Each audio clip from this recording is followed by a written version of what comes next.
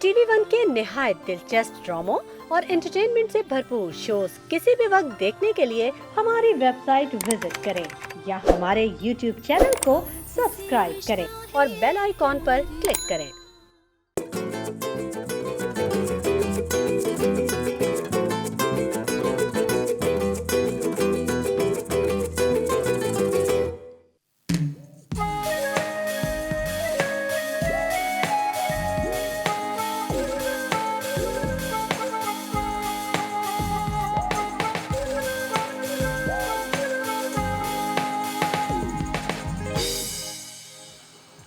अस्सलाम वालेकुम ख़वातीन और हज़रात, very good morning to all of you. आप सबको द मॉर्निंग स्टार के एक फ्रेश एनर्जी से भरपूर और इंफोटेनमेंट लातादाद शो में खुशामदीद कहते हैं। आज की सुबह एक नया जज्बा लेकर आपके दरवाजे पे खटखटा रही है। आप उठिए और इस खूबसूरत दिन को एम्ब्रेस कीजिए। आज की थॉट ऑफ द डे बड़ी इंटरेस्टिंग एक बात है जो मैं सोच रहा था कि आप लोगों से ज़रूर डिस्कस करूंगा। ख़वातीन और हज़रात, हमारी ज़िंदगी में, हमारे दफातर में, हमारी लाइफ में कुछ ऐसे लोग होते हैं जो कि बहुत ज़्यादा कंट्रीब्यूट करते हैं हमारे लिए। जो दफ्तर में हमारे कुछ ऐसे कोलीग्स होते हैं जो बहुत दिल लगा के काम करते हैं और बहुत ही ज़्यादा एक्सेल करते हैं अपने काम में। हमारी फैमिली में कुछ इस तरह के लोग होते हैं जो कि आपकी हर प्रॉब्लम को, आपकी हर बात को बड़े गौर से सुनते हैं, आपके लिए हमेशा आपकी साइड लेते हैं। कोई लड़ाई झगड़ा हो रहा हो, कुछ भी हो रहा हो, तो हमेशा आपके लिए खड़े होते हैं। इस तरह के बहुत सारे लोग हमारी लाइफ में होते हैं। लेकिन कभी कभी ऐसा भी होता है कि इस तरह के लोग जो होते हैं वो फेल हो जाते हैं। कभी इस तरह के लोग होते हैं उनका दिल नहीं चाह रहा होता आपकी साइड लेने का। कभी वो लोग अपना जो काम कर रहे होते हैं उसके अंदर वो उस तरह परफॉर्म नहीं कर पाते, तो एकदम से आपको बड़ा शौक लगता है, अरे तुम तो ऐसे नहीं थे, तुम तो पहले बिल्कुल सही थे, अरे भाई पहले तो तुम बिल्कुल सही काम कर रहे थे। इसकी वजह क्या होती है? क्योंकि हर इंसान रोज़ाना 100% महसूस नहीं कर सकता। रोज़ाना का दिन जो होता है वो एक जैसा नहीं होता, हर दिन मुख्तलिफ होता है। हर इंसान रोज़ाना किसी और तरीके से फील करता है। कभी आपकी एनर्जीज़ बहुत हाई होती हैं, कभी आपकी एनर्जीज़ बहुत लो होती हैं। हमारी बड़ी अच्छी दोस्त हैं उनसा शाह, जो कि टैरो कार्ड करती हैं। वो यही बताती हैं कि सितारे कभी एक जैसे नहीं होते। सितारे कभी गर्दिश में होते हैं, कभी ऊंचाई पे होते हैं, कभी पस्ती में होते हैं, कभी अंधेरे में होते हैं, और इसका असर आपकी शख्सियत पे पड़ता रहता है। ये एक न्यूमरोलॉजी और एस्ट्रोलॉजी की साइंस कहती है। इसी तरह मैं आपको एक बात बताऊं, जब हमारी ज़िंदगी में इस तरह के जो लोग होते हैं, you know, if they are unable to perform, या कभी कभी वो अपना बेस्ट नहीं दे पाते, हमें उनको इतना मार्जिन देना चाहिए। हमें ये रियलाइज़ करना चाहिए कि क्या पता आज इनका बुरा दिन है और हम इनके लिए कुछ कर सकें। क्योंकि देखिए, ज़िंदगी एक ताना बाना ज़िंदगी का बना रहता है, और हम जितने भी लोगों के साथ हमारा रिश्ता होता है वो एक इक्वल एंड ऑपोजिट रिएक्शन का मोहताज होता है। जो लोग आपके लिए काम करते हैं, कभी कभी वो आपसे वही केयर एक्सपेक्ट करते होंगे जो सारा दिन वो आपकी कर रहे होते हैं। जिस तरह मैं एक एक्टर हूँ, मैं जब काम कर रहा होता हूँ तो मेरे इर्द गिर्द बहुत सारे ऐसे लोग होते हैं जो कि मेरे पीए का काम कर रहे होते हैं। मेरे लिए कोई चाय ला रहा है, कोई कॉफ़ी ला रहा है, कोई स्क्रिप्ट लेके आ रहा है, कोई मुझे बता रहा है आपके कपड़े रेडी है। लेकिन कभी कभी मेरी टीम में से कुछ ऐसे लोग होते हैं जो कि रोज़ाना 100% परफॉर्म नहीं करते। And that's when I realise कि क्या पता आज इनको उस अटेंशन की ज़रूरत है जो कि मुझे इतने दिनों से देते आ रहे हैं। तो अगर आपको भी इस तरह की कोई प्रॉब्लम या इस तरह की कभी कोई चीज़ आइडेंटिफाई करें कि यार ये मेरे कोलीग्स हैं, आज इनका मूड सेट सही नहीं है, आज शायद ये अच्छा परफॉर्म नहीं कर पा रहे, तो आप उनको वो डे ऑफ दे दें, उनको इंक्रीमेंट दे दें, उनके लिए कोई स्नैक्स मंगा के उनको दे दें। Just try to make them feel better. क्योंकि जब आप उनको अच्छा महसूस कराएंगे कि तो यही एनर्जी उनकी फिर अगले 100 दिन के लिए दोबारा से बहाल हो जाएगी। और ये चीज़ हमें रियलाइज़ करनी चाहिए। ये जो मोहब्बत होती है, ये जो रिश्ते होते हैं, ये एक तरफा ट्रैफिक नहीं हो सकता। आजकल के दौर में इसको एक दो तरफा ट्रैफिक ही होना होता है। जो आप करते हैं वही आप भरते हैं। और इसी तरह जो ताल्लुकात होते हैं, जो रिश्तेदारियाँ होती हैं, जो भी तरीक़ाकार ज़िंदगी में होता है आपका लोगों के साथ, वही घूम फिर के आपकी तरफ आता है। तो लोगों का, अपने इर्द गिर्द के लोगों का, अपने साथियों का, कलीग्स का, दोस्तों का ख्याल रखिए। क्योंकि हर दिन हर किसी के लिए 100% नहीं हो सकता। आज का एक बड़ा शानदार शो हमने आपके लिए लाइन अप किया है। ख़वातीन और हज़रात, आज हम बात करेंगे पोस्ट पार्टम डिप्रेशन की। एक क्लिनिकल साइकोलॉजिस्ट है आमना अलाउद्दीन, वो हमारे साथ होंगी। उसके साथ सबीन फारूकी साथ होंगी जो कि न्यूट्रिशनिस्ट है, जो कि इमोशनल ईटिंग पे हमें बताएंगी कि हम जो जज्बाती होकर खाना शुरू कर देते हैं, बेतहाशा खा जाते हैं, उसको कैसे कंट्रोल करें। डॉक्टर फलक नाज होंगी जो कि एक बहुत ही शानदार मुर्शिद हॉस्पिटल की गायनाकोलॉजिस्ट है। वो हाइपरटेंसिव डिसऑर्डर इन प्रेगनेंसी के बारे में बात करेंगी, जो कि एक बहुत ही कॉमन प्रॉब्लम है ख़वातीन का। और शेफ़ मुनीज़ा होंगी जो कि आज आलू और अंडे से हमें एक नई डिश बनाना सिखाएंगे। तो आज के एक बहुत ही शानदार शो आपका मुंतज़िर है, लेकिन अभी हम जा रहे हैं एक छोटे से ब्रेक पे। थॉट ऑफ द डे आपकी आज की यही रही ख़वातीन और हज़रात कि अपने इर्द गिर्द के लोगों का ख्याल रखिए। आपको पता है जैसे वक्त गुजर जाएगा, जैसे आप आगे बढ़ जाएंगे, बूढ़े हो जाएंगे, किसी को याद नहीं रहेगा कि आप कैसे दिखते थे, आप क्या पहनते थे, आपके क्या कितनी दौलत थी आपके बैंक अकाउंट में, आप कौन सी गाड़ी में आते थे। याद सिर्फ एक चीज़ रह जाती है कि आपने लोगों को ट्रीट कैसे किया, आपका जो तरीक़ाकार लोगों के साथ था, आपका जो अखलाक था वो कैसा था। आखिर में सिर्फ यही याद रह जाता है। तो अपने अखलाक पर ज़रूर काम कीजिए और हमेशा कोशिश कीजिए कि आप हर सूरत, हर तरह से, हर किसी के साथ खुश अखलाकी से बिहेव करें। ख़वातीन और हज़रात, फिर आज का शो स्टार्ट करते हैं, लेते हैं एक छोटा सा ब्रेक और मिलते हैं आपसे ब्रेक के बाद।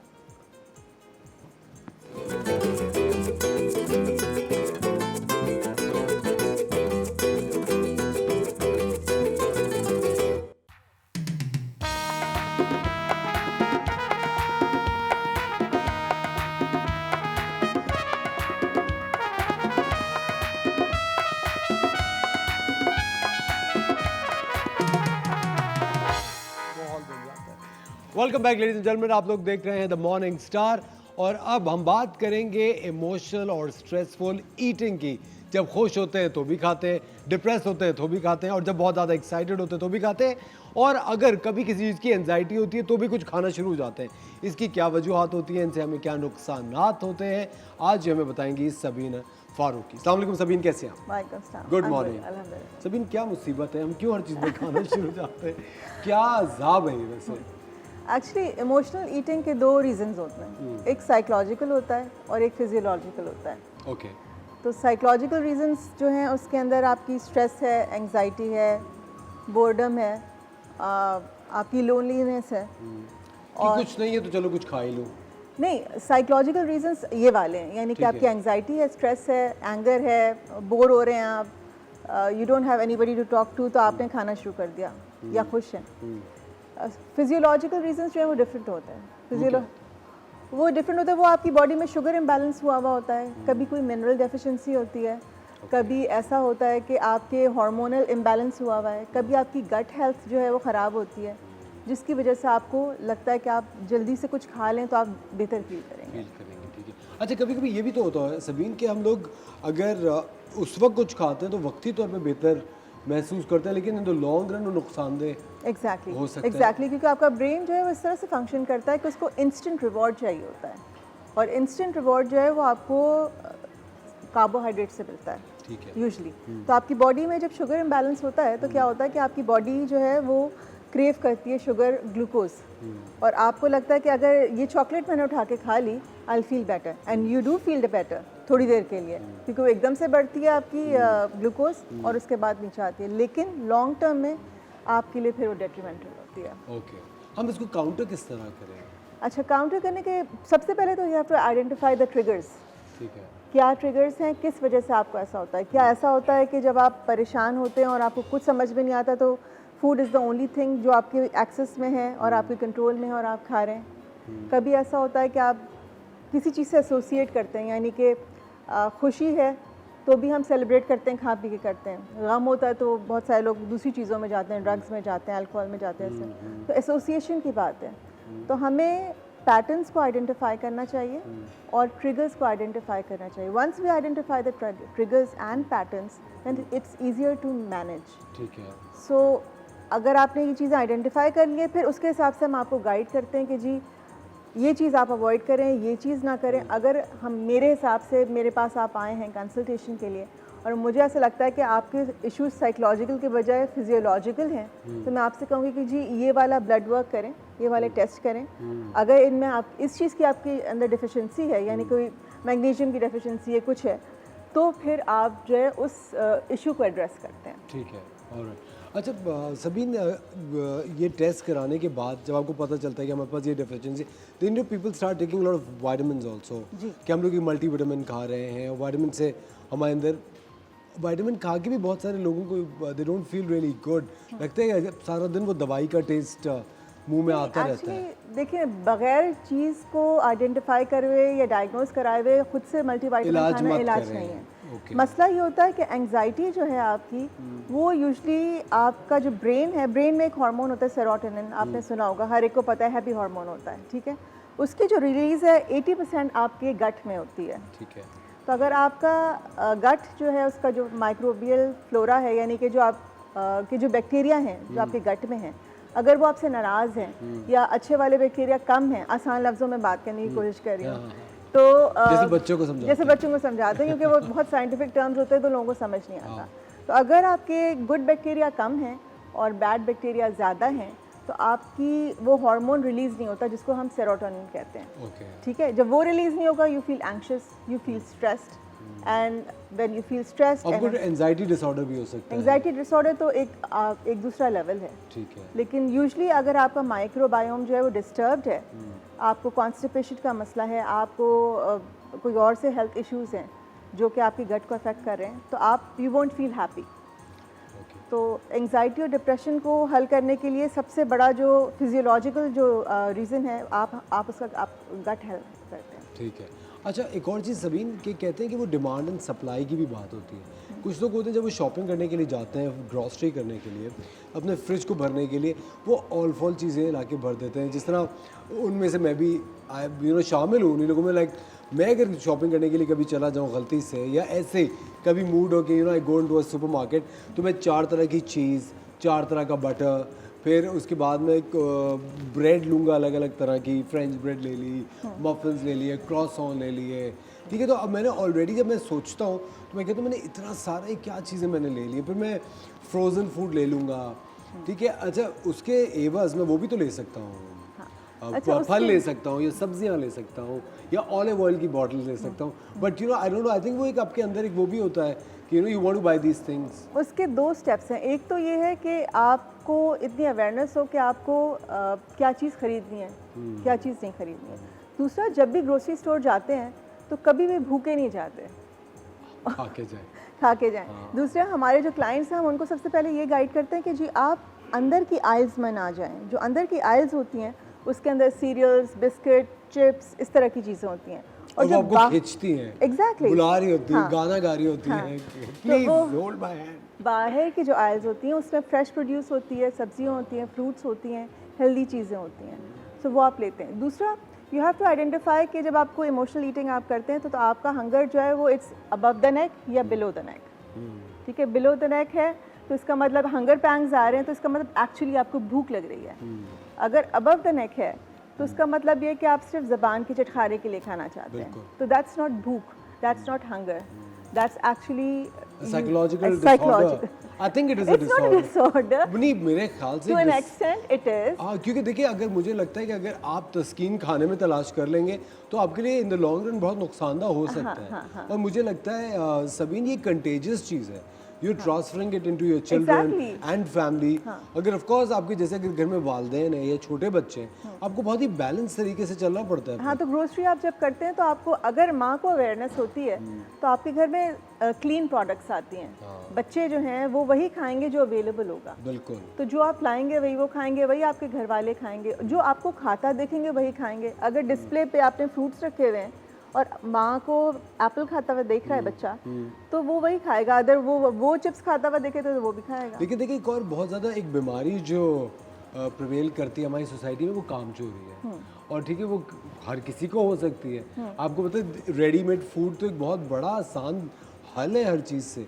जो डब्बे के जूस हैं, वो फ्रेश जूस बनाने में जो एक टाइम लगेगा, एक जो एनर्जी लगेगी, वो फल काटना, डालना, जूस तैयार करना, फिर सफाई करना, एक पूरा प्रोसेस है। वो आधे घंटे का, और डब्बे का जूस 5 मिनट में आप बना के दे सकते हैं। आई थिंक ये 3-4 चीज़ें मिक्सअप होती हैं। It's all about time management. अगर टाइम मैनेजमेंट आपकी सही हो तो आप बेहतर चीज़ें कर सकते हैं, क्योंकि आपके पास वक्त ज़्यादा होता है। अगर आपका आधा टाइम टेलीफोन पे या किसी भी और दूसरे सोशल मीडिया पे या चीज़ों पे ऐसे जो कि अनप्रोडक्टिव हैं लगा हुआ है, तो जाहिर है आपके दिन में वही 24 घंटे हैं ना, वो घंटे तो नहीं बढ़ सकते। बिल्कुल, you have to manage well. Exactly. और मेरे ख्याल से बहुत कॉन्शियसली हमें ये चीज़ करनी चाहिए। आज हम वैसे क्या कर रहे हैं, हम लोग टर्मरिक लाटे बना रहे हैं। ओके, सो हम ये चूँकि स्ट्रेस ईटिंग की बात कर रहे थे, तो टर्मरिक के बारे में बहुत सारे लोगों ने बहुत सारी बातें की हैं हल्दी के बारे में। During Covid.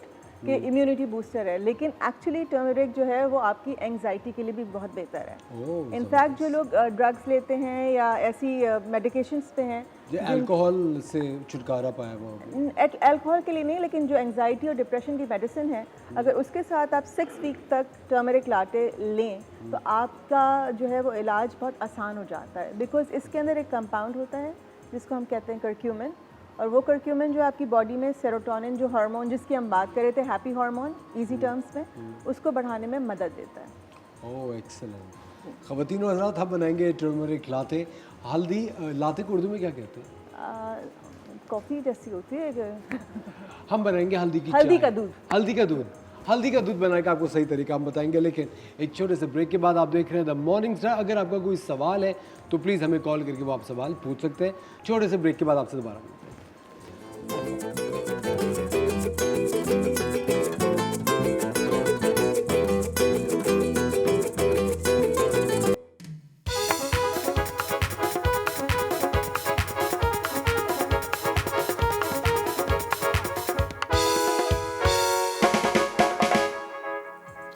वेलकम बैक ख़वातीन और हज़रात, आप देख रहे हैं द मॉर्निंग स्टार। और अब सबीन फारूकी हमें टर्मरिक लाते बनाना सिखाएंगी, जो कि एक इम्यूनिटी बूस्टर भी है, आपकी एंजाइटी को भी कंट्रोल करता है और आपकी जो इमोशनल ईटिंग हैबिट्स हैं उनको भी बहुत कंट्रोल करता है। जी सबीन। ओके, सो इसको बनाने के लिए सबसे पहले हम थोड़ा सा पानी लेंगे।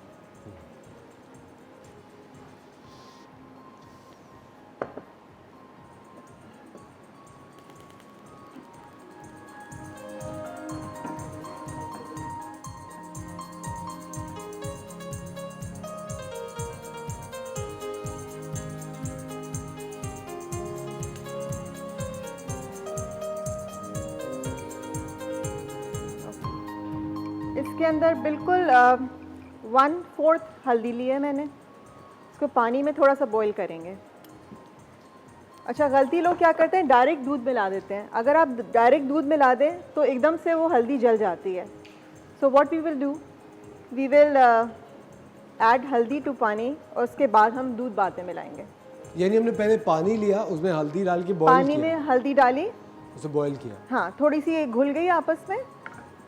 उसके बाद जो है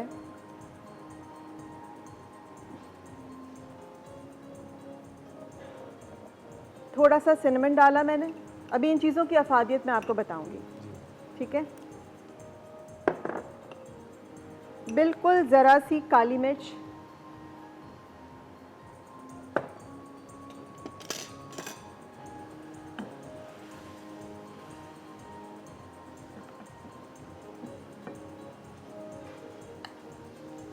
अब ये थोड़ा सा बॉईल हो रहा है, अब हम दूध डालेंगे।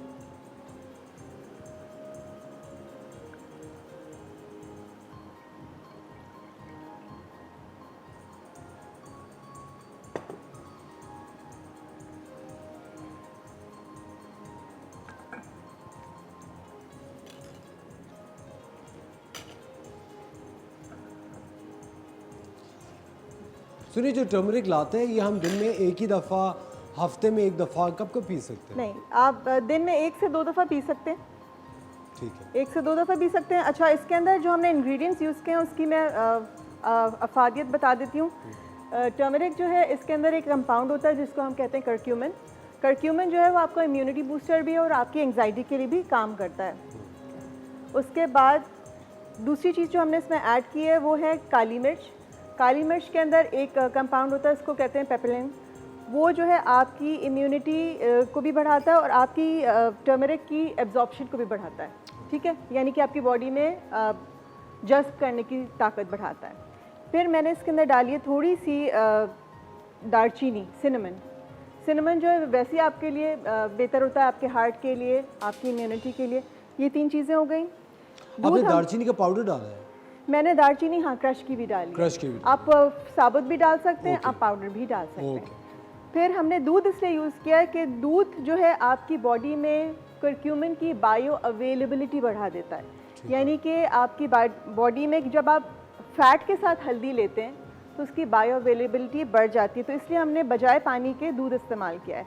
जिसको दूध सूट नहीं करता वो आलमंड मिल्क ओट्स मिल्क कोई भी यूज़ कर सकता सोया है, मिल्क, सोया मिल्क यूज़ कर सकता है। और उसके बाद जो हमने इसको थोड़ा सा बॉईल किया है, ये बहुत जल्दी बनती है, बहुत इजी है। और अगर आप इसको 6 वीक्स तक कंटिन्यूसली लेते हैं, छोटा सा इसका पोर्शन, तो ये आपके लिए जो है वो इंशाल्लाह आपकी एंग्जाइटी के लिए, डिप्रेशन के लिए, इम्यूनिटी के लिए, हर चीज़ के लिए काम करता है। ओके। छोटा पोर्शन क्या मतलब? मतलब ज़रूरी नहीं कि आप पूरे मग्गे भर के पिएं, छोटा हाफ मग, हाफ मग भर लें, ठीक है। हाफ पी लें, जस्ट शॉट ले लें। शॉर्ट्स की तरह। Okay.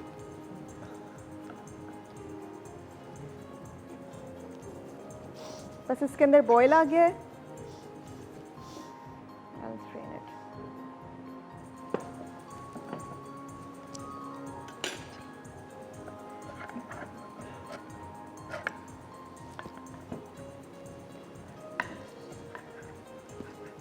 Mixing it.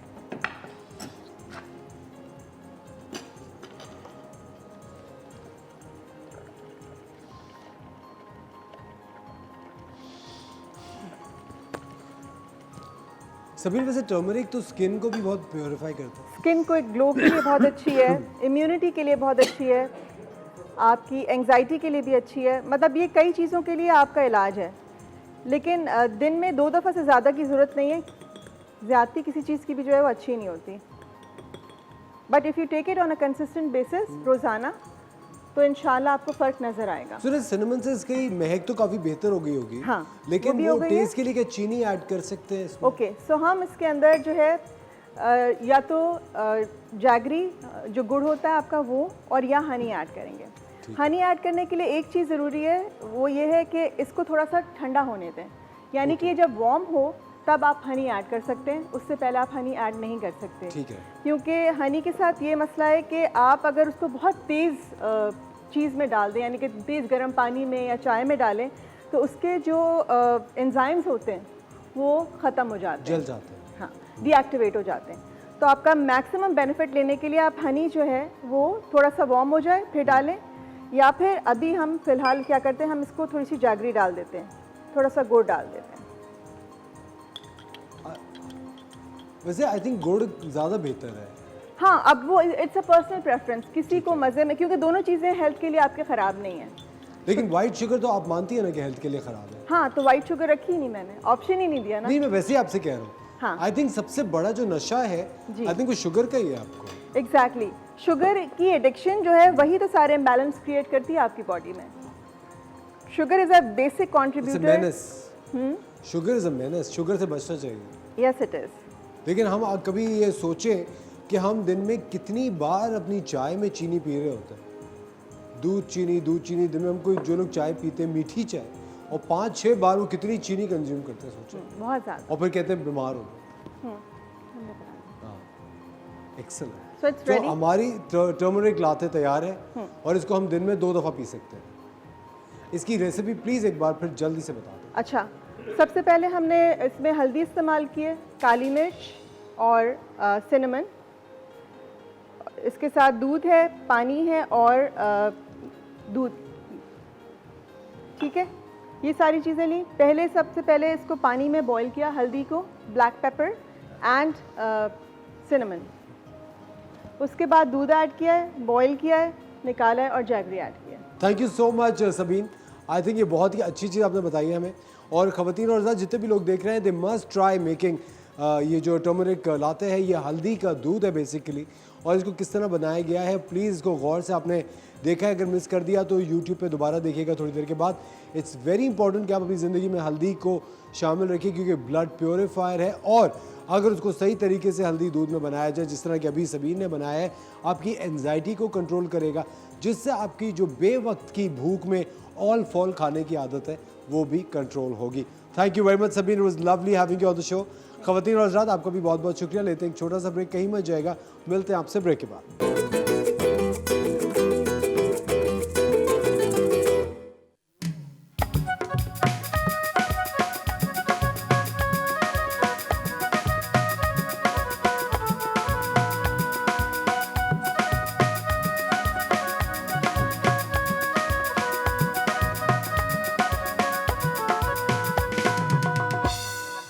Welcome back ख़वातीन और हज़रात, आप देख रहे हैं द मॉर्निंग स्टार। और हमारी किचन क्वीन हमारे साथ मौजूद है, शेफ मुनीसा। अस्सलाम वालेकुम। अस्सलाम वालेकुम, good morning. Good morning to you too, और आप सबको भी गुड मॉर्निंग। और कैसे हैं आप? बेहतरीन, आप बताएं। मैं भी ठीक ठाक अल्हम्दुलिल्लाह। और आज जो है ना आपकी पसंद का खाना बन रहा है कुछ। क्या? आप देखें, कुछ देखें आप। अच्छा, आज है अंडा, चीज़, मक्खन, आलू और मक्खी, सॉरी मक्खी कह रहा हूँ। देखें, इस वक्त मक्खी का सीजन है तो मक्खी को आप बाय बाय नहीं कह सकते। बिल्कुल, प्रोटीन है ना। Extra crunch. बैंकॉक में तो खाते हैं लोग। हाँ हाँ बिल्कुल। मैं बैंकॉक के अंदर ना, मैं उसमें जा रहा था, जो उनकी अंडरग्राउंड जो ट्रेन चलती है ना ट्यूब में, तो मैं जा रहा था तो वहाँ पे एक मेरे बिल्कुल साथ एक थाई लड़की थी, वो चिप्स खाई जा रही है ना क्रंच से, कटक कटक करके। मैंने कहा पता नहीं क्या खा रही है, तो वो ना तले हुए वो थे, स्पाइडर होते हैं। नहीं, क्यों, इसे खा सकते हैं क्या है ऐसे? अच्छा, आप खा सकते हैं? नहीं, आप खा सकती हैं, मैं पूछ रहा हूँ क्या आप खा सकती हैं, ये पूछ रहा हूँ। नहीं, मैं बिल्कुल भी नहीं खा सकती ऐसी चीज़ें। और वो आपने वो भी तो सुना होगा कि दूध में मक्खी की तरह निकाल के फेंक दे। वो अक्सर लोग चाय में मक्खी की जगह चूस के फेंक देते हैं, बरकत हो गई। सुने, बहुत गंदगी होती है ना। लेकिन खैर क्या कर सकते हैं, बस वो कहते हैं ना मक्खी गिर गई, अब वो जो है ना वो शिफा वाला हो गया। इस तरह की बातें लोग बड़ी Really? हाँ, कौन कहता है? जब बिल्कुल ऐसी बातें भी होती मतलब हैं। खाने में मक्खी गिरी तो वो खाना शिफायाब हो गया। शिफा हो गई। हाँ, देखें, होती हैं ऐसी बातें। लोगों के अपने अपने मेथड्स हैं, लोगों की अपनी अपनी प्रैक्टिसेस हैं। हम कुछ नहीं कह सकते, हम क्वेश्चन रेज नहीं कर सकते। सबकी अपनी मर्जी, जो जैसे जीना चाहे उसको जीने दे। बिल्कुल सही है ना? जी, और जीने दो। बस आपको जैसे जीना है आप खुद जिए, और आप किसी पे क्वेश्चन रेज ना करें तो कोशिश ये भी होगी कि सामने वाला भी हम पे सवाल नहीं आपने इतनी दफा जियो जियो का आपको टीवी में इस्तीफा दे देगा बहुत जल्द। अच्छा जी, हम बता रहे थे आज आपको पोटैटो चीज़ ऑमलेट की रेसिपी। पोटैटो चीज ऑमलेट, वाओ हाउ ठीक है। नाइस। और साथ में हम बनाना सिखाएंगे गार्लिक ब्रेड, और आप उसको चाहें तो चीज़ की टॉपिंग भी कर सकते हैं उसके साथ। अच्छा, इसके अंदर हम थोड़ा सा ऑयल ज़्यादा लेंगे क्योंकि इसमें हम जो है आलू जो है वो फ्राई करेंगे। तो तकरीबन हाफ कप के करीब जो है हम इसमें ऑयल लेंगे। ठीक है। और इसके अंदर हमने क्या किया है कि 2 से 3 आलू जो हैं वो बिल्कुल बारीक क्यूब्स कर लिए हैं, और रैंडमली चॉप कर लें। कोई ज़रूरी नहीं है कि आप प्रॉपर स्क्वायर शेप उसको करें, बस बारीक कर लें ताकि जो है वो जल्दी से गल जाए। ठीक है। ये हम इसमें शामिल कर रहे हैं, और इसको जो है कुछ अभी ऐड नहीं कर रहे, इसको हम फ्राई करेंगे जब तक ये जो है आलू हमारा पकेगा और गलेगा, तब तक हम इसको लिड लगा के कवर करके रख देंगे। ठीक है। अच्छा, आ जाते हैं हम गार्लिक ब्रेड के ऊपर। अच्छा, इसको मैं यहाँ रख देती हूँ। ओके। हेलो जी, शबुनी साहब की बेटी का क्या नाम है? अनाबिया।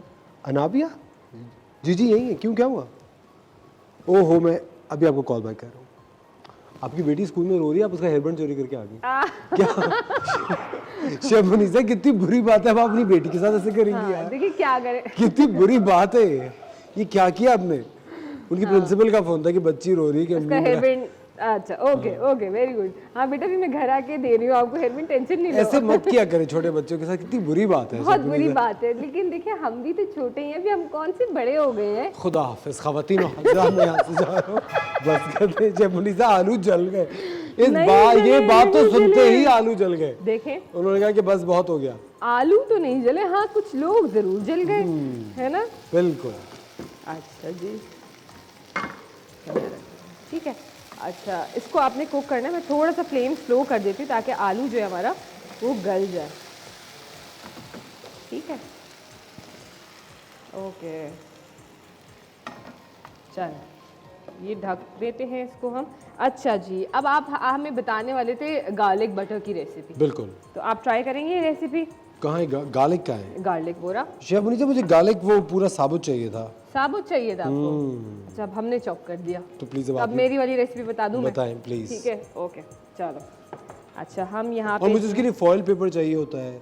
ओके, आप वो वाला गार्लिक बटर बता गार्लिक लिया, फॉइल के अंदर उसको रखा, ऊपर से उसके ऑलिव ऑयल डाला, बटर डाला, ओके। ऑरेगनो डाला। मत बताएं रेसिपी, वरना फिर कहेंगे शेफ मुनीसा ने मेरी रेसिपी चोरी कर ली। नहीं, मेरी कोई रेसिपी क्या है, वो तो एक इंटरनेशनल रेसिपी है। अच्छा जी, हम इसके अंदर जो है ये हमने बटर ले लिया है तकरीबन 2 से 3 टेबल स्पून, या आप जितना ज़्यादा बना के रखना चाहें आप बना के रख दें। हम इसके अंदर फाइन चॉप्ड गार्लिक ऐड कर रहे हैं। ठीक है, मैं थोड़ा सा ज़्यादा ऐड करूँगी, मुझे पर्सनली गार्लिक बहुत पसंद है, आप कम ज़्यादा कर सकते हैं, लेकिन जितना, क्योंकि गार्लिक बटर है और गार्लिक कम हो तो फिर मज़ा नहीं आता ना। बिल्कुल। ठीक है, अच्छा ये हमने इसके अंदर गार्लिक ऐड करा है और इसके अंदर हम जो है वो शामिल करेंगे थोड़े से चिली फ्लेक्स, क्योंकि हम देसी लोग हैं, मिर्चें ना हो हमें मज़ा ही नहीं आता ना। ठीक है, तो ये हमने चिली फ्लेक्स ऐड करे और इसके अंदर हम थोड़ा सा बिल्कुल माइनर सा सॉल्ट ऐड कर रहे हैं। आपका अगर सॉल्टेड बटर है, अनसॉल्टेड है तो थोड़ा ज़्यादा ऐड कर दीजिएगा, सॉल्टेड है तो थोड़ा कम ऐड कीजिएगा। और इसके अंदर थोड़ा सा हम जो है ये हरा धनिया जो है वो शामिल करेंगे। ठीक है, तो ये बड़ा फ्लेवरफुल सा आपका बटर बन गया है। इन सब चीज़ों को आपने मिक्स कर लेना है अच्छी तरीके से। ठीक है, आप इसको गर्म नहीं करेंगे हम? बिल्कुल माइक्रोवेव करेंगे इसको हम। ठीक है, हाँ। अच्छा, आप इसके अंदर ऑरिगेनो और थाइम भी ऐड कर सकते हैं इसके फ्लेवर्स को इन्हांस करने के लिए। आपकी अपनी अपनी चॉइसेस हैं कि आप इसके अंदर क्या क्या ऐड करें। ठीक है, अच्छा अगर हम चाहें ना तो हमने ये मिक्स कर दिया, अगर हम इसको माइक्रोवेव नहीं भी करते क्योंकि हमारा बटर सॉफ्ट था ना, तो हमें इतनी नीड नहीं है माइक्रोवेव करने की। लेकिन मेरे ख्याल से वो फ्लेवर्स उसके मेल्ट नहीं होता, लेकिन इसको भी हम अगर ऐसे भी ब्रेड पे स्प्रेड कर देंगे तो गार्लिक तो क्रंची सा रहेगा। नहीं, जब हम इसको टोस्ट भी करेंगे ना इसके साथ तो वो सेट हो जाएगा, सॉफ्ट हो जाएगा इसके साथ। ठीक है, ये हमने मज़ेदार सा हमारा जो है वो बटर जो है वो तैयार कर दिया है। अच्छा, आप चाहें तो आप इसको मेल्ट भी कर सकते हैं, लेकिन क्योंकि मुझे ब्रेड पे इसको इसी तरीके से स्प्रेड करना है तो ये बहुत ईजीली स्प्रेड हो जाएगा, मेल्ट हो जाएगा तो वो प्रॉपरली स्प्रेड नहीं हो पाएगा। ठीक है, अच्छा जी, हम ले लेते हैं यहाँ से ब्रेड। आलू देख लो। आलू मैं देख लेती हूँ, मेरे ख्याल से हो चुका है। थोड़ा सा हम फ्लेम कम करेंगे, हम इसको उस पर टोस्ट करेंगे। आप इतना दूर की हो गए, नहीं मारूंगी फ्राइंग पैन आपको, टेंशन नहीं है आप।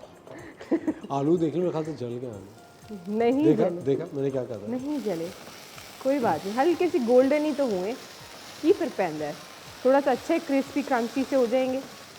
ठीक है, ये देखें, अब हम इसको प्रॉपरली स्प्रेड कर रहे हैं यहाँ पे आलूओं को इवनली पूरे इस पर स्प्रेड करेंगे हम इसको इस तरीके से। ठीक है, और हम जो है इस पर शामिल करेंगे, हमने यहाँ पे तकरीबन 5 से 6 अंडे ले लिए। ठीक है, और मैं इसके अंदर शामिल करने जा रही हूँ 1 टीस्पून काली मिर्च, हाफ़ टी स्पून जो है बिल्कुल लाइट सी पिंच के करीब हम इसके अंदर सफ़ेद मिर्च ऐड करेंगे। सफ़ेद मिर्च कभी भी ज़्यादा ऐड नहीं करें क्योंकि वो फ्लेवर तो देती है लेकिन वो बाद में हलक में जाके लग रही होती है। ठीक है, अच्छा नमक हम इसके अंदर तकरीबन हाफ़ टी स्पून के करीब ऐड करें, आप अपने फ्लेवर्स के हिसाब से ऐड करेंगे। दैट्स इट, इन सबको हम मिक्स करेंगे और जो है मैं ये आलू के ऊपर इसको पोर कर दूँगी इस तरीके से। ठीक है, ये बड़ा मज़े का बनता है और यकीन माने मैं तो ये लोग ब्रेकफास्ट में खाना पसंद करते हैं, मैं तो डिनर में भी खा लेती हूँ शौक से। ऑमलेट, यस, वेरी नाइस, मैं भी खाता हूँ। है ना, कभी कभी ऐसा होना चाहिए ना। शेफ उन्नीसा, मैं तो हमेशा अपने ऑमलेट में ना हॉट डॉग्स ऐड करता हूँ। हाँ, वो बहुत मज़े के हो जाते हैं। अच्छा, इसको हमने फ्लिप नहीं करना है, ये इसी तरीके से कुक होगा। जब ऊपर से ये कुक हो जाएगा, मैंने फ्लेम बिल्कुल हल्की कर दी है ताकि नीचे से ये जले नहीं, और ये जब ऊपर से डन हो जाएगा तो हम उसके ऊपर चीज़ ऐड करेंगे और दोबारा से कवर कर देंगे इसको। दैट्स इट, इतना ही इसके अंदर जाएंगी चीज़ें और इससे ज़्यादा चीज़ें नहीं जाएंगी। आप चाहें तो चीज़ के ऊपर थोड़ी सी चिली फ्लेक्स ऐड करना चाहें वो ऐड कर दीजिए और थोड़ा सा हरा धनिया ऐड करना चाहें, दैट्स इट, और कुछ नहीं। शेफ उन्नीसा, मैंने ना कल घर में बनाए थे फ्रेंच टोस्ट। ओके, तो उसमें ना मैंने घर में चॉकलेट बार रखी हुई थी जो कि मैंने माइक्रोवेव में उसको मेल्ट करने के लिए रखा, लेकिन वो लग गई उसमें प्लेट में। ओके, कि उसकी क्या वजह होगी? वो तो बिल्कुल क्योंकि आपने उसका टेम्परेचर ज़्यादा हो गया। आप अगर चॉकलेट कर रहे हैं तो आप उसको 30 सेकेंड्स या 10 to 15 सेकेंड्स करें, निकाला, आपने उसको मिक्स करा, दोबारा से 10 सेकेंड्स के लिए रखा उसको। जब आप चॉकलेट को ज़्यादा कर देंगे चॉकलेट जल जाती है, उसको ज़्यादा टेम्परेचर मिल जाता है। अच्छा, अगर माइक्रोवेव करने में प्रॉब्लम हो रही है तो आप डबल बॉयलर कर लीजिए, आप नीचे पॉट पे पानी गर्म करें और उसके ऊपर हाँ ग्लास का कोई बोल ले लें या कोई भी ऐसा बोल ले लें, उसके अंदर चॉकलेट ऐड कर दीजिए, तो वाटर की जो हीट होगी उससे आपकी चॉकलेट मेल्ट हो जाएगी। खवातीन और हज़रात, वक्त हो जाता है एक छोटे से ब्रेक का। आप देख रहे हैं द मॉर्निंग स्टार, मिलते हैं आपसे ब्रेक के बाद।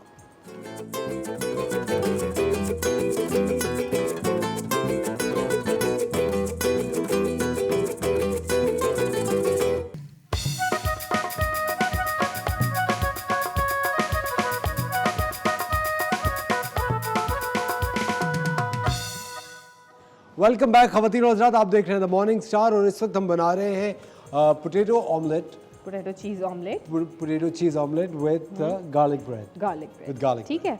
और ये आप और हमारे साथ एक कॉलर है अक्सा फ्रॉम बक्कर, उनसे बात करते हैं। हेलो जी, अस्सलाम वालेकुम अक्सा। वालेकुम सलाम सर, कैसे हैं? बिल्कुल ठीक, आप कैसे हैं? अल्लाह का शुक्र है सर, सुनाएं। बहुत अच्छा जा रहा है सर आपका शो बहुत माशाल्लाह से। शुक्रिया। हेलो हेलो जी, अक्सर आपको आवाज़ आ रही है? हमारे साथ शेफ मुनीसा भी हैं। जी जी सर, मैं क्या बहुत अच्छा जा रहा है आपका शो माशाल्लाह। Thank you. बहुत अच्छा मैसेज है पानी आपसे पानी बात के बारे में आपने बहुत अच्छा मैसेज दिया है माशाल्लाह। बहुत शौक से मैं देखती हूँ आपका show. Thank you Thank so you. Much, बहुत शुक्रिया। कोई बहुत बहुत बहुत बड़ी फैन हूँ मैं आपकी माशाल्लाह से। Thank you. कोई सवाल है आपका शेफ मुनीसा के लिए? जी? कोई सवाल पूछेंगी शेफ मुनीसा से? मैंने पहले भी कॉल की थी, मैं आपको कहा था कि मुझे मोती पुलाव सिखाएं बनाना ना। मोती पुलाव, बिल्कुल बिल्कुल अच्छा। सही सही सही, बिल्कुल जी। मोती पुलाव आपके लिए बनाना सिखाएंगे इंशाल्लाह। आप कर देंगे ऐड, आप बेफिक्र रहें। Thank you so much for calling, बहुत बहुत शुक्रिया अक्सा कॉल करने का। मोती पुलाव क्या होता है? अच्छा, मोती पुलाव में ना वो एक्चुअली मिन्स बॉल्स होते हैं। अच्छा, हाँ, तो यानी कोफ्ते टाइप, ठीक है, उसका पुलाव बनता है, तो उसको मोती पुलाव कहते हैं। ओके। मिर्चों का होता है? मिर्चों का मिर्चों वाला होता है? मतलब पुलाव की तरह बहुत ज़्यादा स्पाइसी भी नहीं होता, नॉर्मल होता है पुलाव। एक बहुत मॉडरेट सा फ्लेवर होता है ना पुलाव का। पर पुलाव स्पाइसी होता है। देखिए, आप वो करना चाहें, लेकिन बिरयानी की तरह स्पाइसी मसालेदार टाइप नहीं होता वो। अच्छा, आपको बिरयानी ज़्यादा पसंद है या पुलाव ऐसे? देखिए, दोनों ही चीज़ें अपनी अपनी जगह ज़्यादा अच्छी लगती हैं, लेकिन मुझे बीफ बिरयानी जो है हाँ। वो ज़्यादा पसंद है। अच्छा, मुझे पुलाव। हैं, चलो अब मोती पुलाव बनेगा ना तो असफर भी इंजॉय करेंगे, खुश हाँ, होकर, बिल्कुल सही। है ना। अच्छा, अब आप देख सकते हैं हमारा अंडा जो है वो अरे वाह, डन हो चुका है शेफ मुनीसा बिल्कुल रोटी की तरह बन गया है तो। है ना। ठीक है, अब जबकि आपने इसमें दूध नहीं ऐड किया था। नहीं ऐड करा, ठीक है, अब फ्लफी भी हो गया, आप ये देखें। ठीक है, अब इसके ऊपर जो सिर्फ है ना, लो फ्लेम की वजह से। हाँ, लो फ्लेम की वजह से। और मैं स्पून ले लेती हूँ, इसके ऊपर हम थोड़ा सा शेफ मुनीसा, लेकिन अगर आप दो मिल्क ऐड करें तो और ज़्यादा फ्लफी होता फ्लफी है। होता है, बिल्कुल ऐसे ही है। अच्छा, इसके ऊपर हम जो है ना वो चीज़ ऐड कर रहे हैं। आपके पास स्लाइस चीज़ अवेलेबल हो, आप स्लाइस चीज़ ऐड कर दें। आपके पास ये मैं जो है वो मोज़रेला चीज़ ऐड कर रही हूँ इसके ऊपर, ठीक है। और फिर इसके साथ साथ हम थोड़ा सा स्लाइस भी ऐड कर देंगे, जो अवेलेबल हो आप कर दीजिए। ये देखें, इस तरीके से इसके ऊपर शेफ हमें मुनीसा तो बहुत ही रिच, इसको खाने के बाद तो पूरा दिन भूख नहीं लगेगी। भूख नहीं लगती, वाकई वाकई बहुत फिलिंग है ये, ठीक है, और बहुत मज़े का लगता है ये। Pizza omelette. हाँ जी, पिज्ज़ा ऑमलेट, आलू वाला ऑमलेट, ठीक है। That's it. ये हमने चीज़ ऐड कर दिया, इसको दोबारा से कवर कर देंगे ताकि जो है ना ये चीज़ जो है हमारा मेल्ट हो जाए। कितनी देर के लिए? 2 से 3 मिनट, ये देख चूल्हा लें आप। बंद है नीचे से? चूल्हा बंद नहीं है एक्चुअली, बिल्कुल अच्छा, लो फ्लेम हल्का पे। हुआ हाँ, है। ठीक है, ताकि नीचे से जो वो हमारा ऑमलेट है वो जले नहीं, ठीक है। अच्छा, इसको हम देख लेते हैं एक दफ़ा। शेफ मुनीसा सब कुछ लो फ्लेम पे बना है। हाँ, लो फ्लेम पे ही बना। अच्छा देखिए, गार्लिक की कितनी अच्छी खुशबू जो है वो मक्खन के साथ मिल के आ रही है। अच्छा, मेरा जो गार्लिक ब्रेड वो जो मैं बनाता हूँ ना, गार्लिक बटर, वो तो गार्लिक को मैं क्या करता हूँ, फॉइल में रख के ना, ऑलिव ऑयल डाल के वो करके ऊपर से थोड़ा सा नमक, थोड़ा सा चिली फ्लेक्स, ऐड करके और ऑरिगेनो डाल के रख देता हूँ उसमें ओवन में। तो उसके बाद जब उसको निकालो तो वो बिल्कुल ही गूदे की Squeeze out हो तरह, जाता है, हाँ। पेस्ट की तरह ही पेस्ट की निकलता तरह। है। फिर उसको मिक्स करके दोबारा से बटर के साथ रख देता हूँ। अच्छा, तो एक ये और भी तरीका है, एक ये भी आजकल चला हुआ है, ऑलिव ऑयल ले लें या कोई भी आप न्यूट्रल ऑयल ले लीजिए, उसके अंदर जो है ना आप खूब सारे गार्लिक के क्लोव्स जो हैं वो ऐड कर दिया आपने, और वो जो है वो डिश को आपने माइक्रोवेव में रख दिया 2 से 3 अवन के अंदर रख दिया 2 से 3 घंटे के लिए, और वो उसमें पकता रहेगा, उसी ऑयल में जो है ना वो गार्लिक पकता रहेगा। अब वो ऑयल भी बहुत ज़्यादा फ्लेवरफुल हो जाएगा गार्लिक की वजह से, और वो जो गार्लिक है वो जब आप ब्रेड पे लगाएंगे तो बिल्कुल स्प्रेड की तरह लग जाएगा, तो वो भी बड़ा मज़े का हो जाता है। अच्छा, आप क्रीम के साथ भी बना सकते हैं वैसे। हाँ, बिल्कुल। बटर की जगह अगर आप क्रीम ऐड कर देते हैं, फ्रेश क्रीम, उसके अंदर भी बड़ा अच्छी वो बन जाती है। बिल्कुल ऐसा ही है। अच्छा देखें, ये इस पर अच्छा सा कलर भी आ रहा है, थोड़ा सा हमें क्रिस्पी क्रंची करना है टोस्ट को, तो मज़ा आएगा, तो खाने में बिल्कुल सॉफ्ट मज़ा नहीं आएगा। और असफर जो है इसकी खुशबू जो है वो इस वक्त एंजॉय कर रहे हैं। और आई थिंक ऑमलेट एक ऐसी चीज़ है जो आप कभी भी खा सकते हैं। अरे हाँ जी, मैं भी ये बात कहती हूँ। ठीक है, ये देखें, अभी इसको हम कलर करेंगे, ये सॉफ्ट है, अभी क्रंची नहीं हुआ, ठीक है, इसको हमें क्रंची करना है। अच्छा शेफ मुनीसा, आपसे एक सवाल पूछूं? हाँ, पूछे, जनरल नॉलेज का। जनरल नॉलेज के सवाल हाँ, पूछिए पूछिए पूछिए। पक्का? पक्का पक्का। अच्छा, देखिए, जब एक बच्चा पैदा होता है तो उसकी जो बॉडी होती है, जो मतलब एक इंसान जो पैदा होता है, तो उसका कौन सा आज़ा होता है जब वो पैदा होता है तो नहीं होता? कौन सा आज़ा होता है जो पैदा होता है नहीं होता? हाँ, सब कुछ तो होता है अल्हम्दुलिल्लाह बच्चे में। नहीं, जब पैदा होता है तो कौन सा ऐसा आज़ा है आपके जिस्म का हिस्सा जो कि तो पैदा होते हैं तो नहीं होता। पैदा होते हैं तो नहीं होता, ऐसा कौन सा हिस्सा है? आपके पास सिर्फ 10 सेकंड है। 10, कोई तो हेल्प कर दो 9, मेरी भी। 8, अम्म, 7, सब कुछ ही होता है अल्हम्दुलिल्लाह, बच्चों का बिल्कुल बड़ों की तरह ही होते हैं बच्चे। क्या चीज 4, कमी होती है? दांत नहीं होते। क्या बात है, बिल्कुल बिल्कुल, अरे वाह, बिल्कुल मतलब ये- आखिरी मिनट वो पे देखे? याद आया। Genius हो नहीं जीनियस इतनी देर बाद। ले बता तो दिया ना सही, देखिए टाइम खत्म होने से पहले बता दिया था। टाइम खत्म होने से अच्छा पहले वो बता क्यों नहीं दिया। पहले याद आया? मैं एक्चुअली सोचती थी नहीं यार सब होते मैं सडनली क्लिक किया कि नहीं यार दांत नहीं होते वहाँ पे। हाँ, दांत बाद में ग्रो होते हैं। बिल्कुल। बिल्कुल ऐसे ही है। अच्छा मैं भी एक गेम खेलना चाहूँगी सर, बताएं। ठीक है, जब तक ये टोस्ट हो रहा है। अच्छा ऑमलेट हम बंद करें क्योंकि जो है वो चीज़ मेल्ट हो गया। आपने ना, मैं जो पूछूंगी ना आपने नो नहीं कहना, ठीक है, ठीक है, और इवन सर भी नहीं हिलाना ना में, ठीक है। ठीक है। अच्छा आपके पास 3 दरवाजे हैं, ठीक है, राइट लेफ्ट मिडिल, कौन सा चूज करेंगे? Right left middle. मिडिल, हाँ 3 दरवाजे हैं, कौन सा चूज करेंगे? राइट। राइट, ठीक है। अच्छा आपके पास 3 पोलो शर्ट्स हैं, ब्लैक वाइट ग्रीन, कौन सी चूज करेंगे? वाइट। वाइट। अच्छा पहले आपने क्या चूज किया था? राइट। राइट, फिर आपने क्या चूज किया? White. वाइट, ठीक है। अच्छा थर्ड है आपके पास 3 पैंट्स हैं, ब्लू ग्रीन ब्लैक, कौन सी चूज करेंगे? ब्लू। आपने ये वीडियो देखी हुई है ना? नहीं। देखा, बोल गया। Oh nice, very nice. अरे वाह, देखो हमसे पंगा नहीं हो चंगा। नहीं बोला था।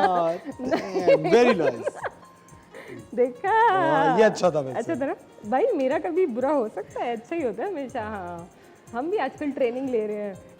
अच्छा ये देखें जी, ये गोल्डन हो गया है। और कोई सवाल? बस बस आज के लिए तो काफी। हार मान ली। अच्छा लेकिन ये अच्छा था वैसे। है ना, अच्छा था ना। ओके अच्छा जी, वाह शबनीज़ तो बहुत हेल्दी हो गया। बहुत यमी सा लग रहा है ना। थोड़ी सी इसके ऊपर चिली फ्लेक्स ऐड करें हम, चीज़ भी मेल्ट हो गया। मोज़रेला चीज़ थी ये। मोज़रेला चीज़ की, यस, ठीक है। थोड़ा सा चिली फ्लेक्स ऐड करेंगे इसके ऊपर, ठीक है, कलर भी आ जाएगा खूबसूरत सा। और इसके ऊपर हरा धनिया भी ऐड करेंगे, बिल्कुल थोड़ा सा, ठीक है। ये देखिए बड़ा प्यारा लग रहा है ये अंडा। ऐसे बनाएं, क्यों नहीं लोग खाएंगे घर में, ठीक है। और गार्लिक ब्रेड भी देखें हमारी डन हो रही आई है। थिंक थोड़ा सा चूल्हा तेज कर देना कर दूं? है ना, थोड़ा जल्दी हो जाएगा। जल्दी हो जाएगा, ठीक है, ओके, ठीक है।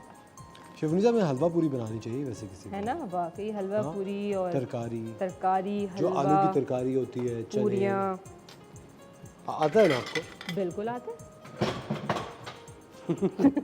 जलजला तो नहीं आ रहा। वैसे एक एप्लीकेशन अब लॉन्च हो गई है पाकिस्तान में, हाँ। जिससे आपको पता चल सकता है कि ज़लज़ला कब और कहाँ आ सकता है। अच्छा, ऐसी कौन सी एप्लीकेशन है? शबनीज़ आपको नहीं पता? वाकई मुझे नहीं पता। मैं अभी आपको डाउनलोड करा के देता हूँ। ठीक है, डन हो गया। अच्छा जी, इसको हम जो है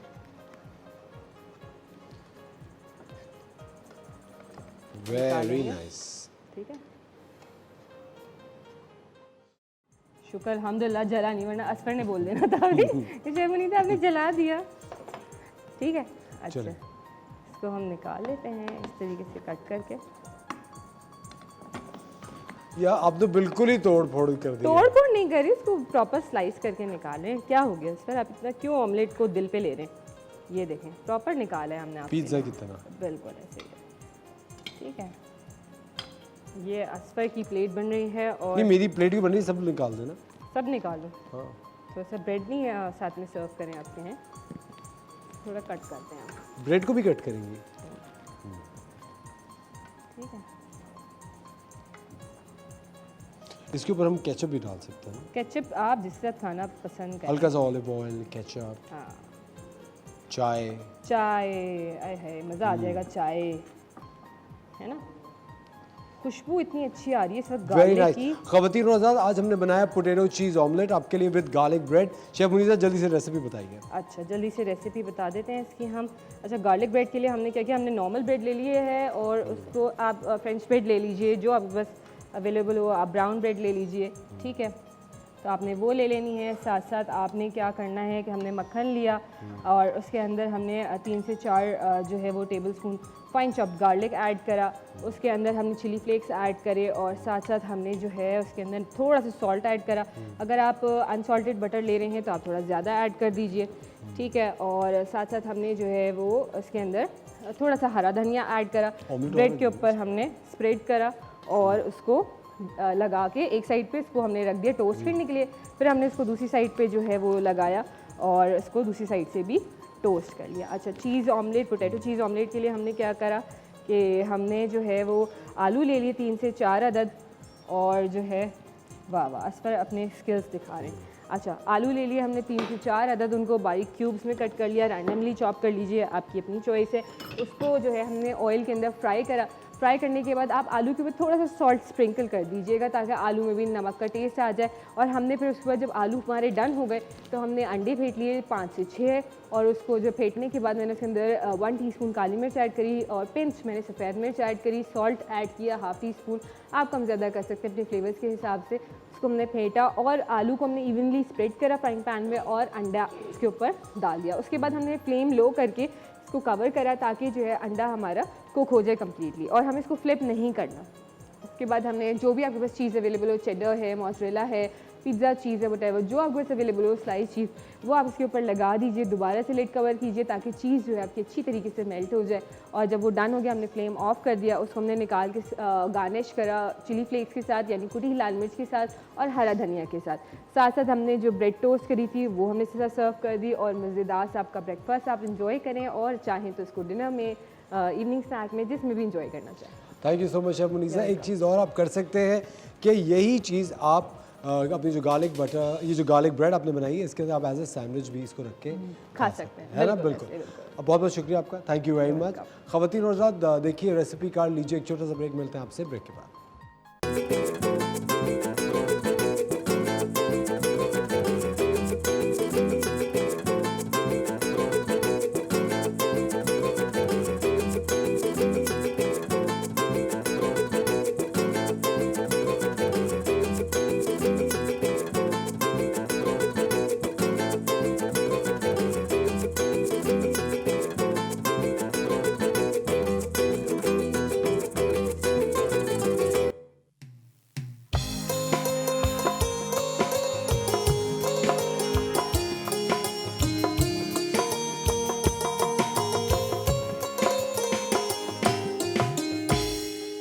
वेलकम बैक ख़वातीन और हज़रात, आप देख रहे हैं द मॉर्निंग स्टार। एक बार फिर आपको शो में खुशामदीद कहते हैं। अच्छी मौसीकी का बहुत बेहतरीन असर होता है आपकी शख्सियत पे, आपके मूड पे। अगर कभी आप डाउन महसूस कर रहे हो, अच्छा महसूस नहीं कर रहे, डिप्रेशन में हो, अगर आप अच्छा अपलिफ्टिंग म्यूज़िक सुनेंगे तो आपका मूड ज़रूर वो इन्हांस करेगा। हमारे साथ मौजूद हैं क्लिनिकल साइकोलॉजिस्ट आमना अलाउद्दीन, जो कि आज बात करेंगी पोस्टमार्टम डिप्रेशन के बारे में। वेलकम टू द शो, कैसी हैं आप? Good morning to you. Good morning to you as well. अच्छा, आपने मुझे बताइए पोस्टमार्टम डिप्रेशन जो होता है ख़वातीन को, जो प्रेगनेंसी के बाद डिप्रेशन हो जाता है, बहुत सारी ख़वातीन थ्रू सर्विस ये कहती है कि नहीं भैया हमें तो नहीं हुआ। हाँ, ये किन लोगों को होता है, किस वजह से होता है और कौन ऐसी ख़वातीन है जिन्हें नहीं भी होता? ठीक है, कोई स्पेसिफिक पॉपुलेशन नहीं होती जिनको आप फिगर आउट करके बताएं कि इनको हो सकता है और इनको नहीं हो सकता। सिर्फ इतनी सी बात होती है अंडरस्टैंडिंग की कि आप सब 9 महीने पेन से गुजर रहे होते हैं, आप सब 9 महीने फटीक से गुजर रहे होते हैं और आपका सिस्टम बहुत हार्मोनल चेंजेस से गुजर रहा होता है। So you can be anyone who has gone through pregnancy is prone to कि आपको चांसेस हैं कि आपको पोस्टमार्टम हो जाता है। एक चीज़ जो उसको प्रोटेक्ट कर लेती है समटाइम्स बहुत ज़्यादा सपोर्ट और समटाइम्स ईजी प्रेगनेंसी ऑल्सो आपको बचा लेती है उस टाइम से। और अगर आपका हार्मोनल इम्बैलेंस बहुत ज़्यादा ना हुआ हो, लेकिन इसके अलावा देयर इज़ नो वे, हम ये भी, अब तो थेरेपिस्ट ये भी कहते हैं कि एवरी वुमेन, सारी औरतें गुजरती हैं, कुछ ज़्यादा गुजरती हैं तो वो प्रोमिनेंट हो जाता है, कुछ क्योंकि वो एक्सप्रेस ही नहीं कर पाती तो वो समझती हैं पोस्ट प्रेगनेंसी ही हो रहा है और अभी अभी डिलीवर किया है तो मे बी उसकी वजह से हो रहा है, तो हम ये फिगर आउट नहीं कर पाते। बट हर औरत इस टाइम फेज से ज़रूर गुजरती है, उस टाइम फेज का टाइम ज़्यादा कम हो सकता है जिसकी वजह से हमें ये प्रोमिनेंसी ज़्यादा पता चलती है। Otherwise every women who has gone through pregnancy does go through this. अच्छा, उनको होता ही है। Yes. अच्छा, एक चीज़ जो हम लोग बार बार अपने शो में भी डिस्कस करते हैं, एक जनरल इशू भी ये है कि आई थिंक जब आप इन लॉज के साथ रहते हैं तो उनकी चूँकि देखिए एक जनरेशनल गैप होता है आपकी सास में और आप में और आपकी वालदा में भी, और कभी कभी इस तरह के इश्यूज एड्रेस नहीं भी होते हैं और वो कभी कभी ऐसे कहते हैं भाई मुंह बना के बैठी हुई है बिला वजह। आई थिंक ये चीज़ें और दे एड अप अलॉट। मेरे ख्याल से दोनों जनरेशन्स को इस चीज़ को अंडरस्टैंड करना चाहिए। ख़वातीन और साथ पोस्टमार्टम डिप्रेशन जो होता है हर प्रेगनेंसी के बाद ख़वातीन को होता है और they are prone to get it, बहुत दफ़ा होता है। तो अगर आपकी फैमिली में किसी ने एक खुशखबरी आपको सुनाई है, there is a baby in the family, आपको बड़ा ही एम्पैथेटिकली उन खातून के साथ बिहेव और अपना बर्ताव रखना चाहिए। मुझे बताएं कोई डाइट ऐसी होती है जो कि हेल्प आउट करती है मूड एनहांसमेंट, या basically how to get out of it? Okay, so one thing that we tell people कि इससे निकलने का तरीका क्या होता है कि आप स्लो डाउन कर लें हर प्रोसेस को। हम यूजुअली क्या करते हैं, प्रेगनेंसी के बाद ज़्यादा लड़की को खिलाते हैं, ज़्यादा खा ले, ज़्यादा ये कर लो। आपको वो सब कुछ बहुत स्लो डाउन करना होता है। उसकी डाइट मिनिमम करके कम कर दें, हल्की कर दें, बनिस्बत इसके कि ओ अभी वो प्रेगनेंसी से गुजरी है तो उसको वापस मोटा करना है और उसकी सेहत का ख्याल या बच्चे की सेहत का ख्याल, ये सब इन चीज़ों को डिसरप्ट करता है आपको उसको, क्योंकि वो अचानक से इतने बड़े फेस के बाद नॉर्मेलिटी पे आई होती है तो उसके सिस्टम ने झटका लिया होता है। आप उसको वापस झटका नहीं देते, आप उसको बिल्कुल रिलैक्स कर देते हैं कि कम दें, उसकी मर्जी से दें, ज़्यादा ना दे दें, ज़बरदस्ती ना दे दें। अक्सर औरतों को दिल नहीं चाहता। खुद ये डिसीजंस लेने देना। प्रॉब्लम ये होती है कि हमारे यहाँ औरतें भी एक्सेप्ट नहीं करती कि उनको पोस्टमार्टम डिप्रेशन हो रहा है। अच्छा। So, जब उनके पास एक्सेप्टेंस नहीं होती तो फिर आगे वाले लोग तो आपको एक्सेप्टेंस दे ही नहीं सकते ना। तो जब तक वो खुद एक्सेप्ट नहीं करेंगी कि हमने 1-1.5 महीना अपने आप को छोड़ देना है, कोई गुड मदर नहीं होता फ़ौरन से, हमें उस बात को छोड़ देना है, हमें अपने बच्चे को भी स्लोली पिकअप करना है। कभी कभार ये भी होता है the pressure of wanting to be a good mother, कि आप अपने बच्चे को वो रोए ना, वो ये ना करे, ये सब चीज़ें इसको इंक्रीज़ करती हैं। सो अगर आप थोड़ा सा सपोर्ट लेके खुद भी रियलाइज़ करें कि 1-1.5 महीने की बात है, I will pass through this, slow down करके, देन आई थिंक सो ये बहुत जल्दी कवर अप हो जाता है। बट अगर आप इन चीज़ों का ख्याल नहीं रखते तो रिसर्चेस में बताया गया ये सालों भी एग्जिस्ट करता है आपके सिस्टम में, और फिर ये आपकी वर्क लाइफ को और फैमिली लाइफ को डिस्टर्ब करना शुरू कर देता है। लेकिन आमना ये जो साइकियाट्रिस्ट होते हैं वो भी इसमें हेल्प आउट कर सकते हैं? बिल्कुल करते हैं, बिल्कुल करते हैं। लेकिन कहते हैं कि जो मेडिसिन दी जाती है उससे बहुत ज़्यादा वेट पुट ऑन हो जाता है। अच्छा देखें, कोई भी मेडिसिन का साइड इफेक्ट तो होगा, वो आप पैनाडोल ले लें या वो आप किसी और चीज़ के लिए ले लें, लेकिन वो कैसे हेल्प आउट करते हैं समटाइम्स, क्योंकि हार्मोनल इम्बैलेंस बहुत ज़्यादा होता है ना, तो आप उसको कंट्रोल करने की कोशिश करते हैं कि आप ईस्ट्रोजन को थोड़ा कंट्रोल करें, आप दूसरे हार्मोन्स को थोड़ा सा कंट्रोल करें। समटाइम्स आप दूसरे हार्मोन्स इंसर्ट भी करते हैं जो कि मूड को थोड़ा सा एलिवेट कर देती हैं। लॉन्गर पीरियड के लिए नहीं ली जाती क्योंकि येस उनका साइड इफेक्ट हो जाता है, जिसमें weight gain is a problem, other nausea is a problem. लेकिन अगर वो एक प्लान ओरिएंटेड टाइम के लिए हो और फिर वो आपके सिस्टम से टेपर ऑफ कर दिया जाए तो फिर आई थिंक सो बहुत मैनेजेबल होता है। यस। अच्छा, जो ख़वातीन जिनका किसी ट्रेजेडी की वजह से या किसी भी प्रॉब्लम की वजह से मिस कैरेज हो जाता है and they are unable to deliver या हाफ वे उनकी प्रेगनेंसी सक्सेसफुल नहीं होती, do they also go through?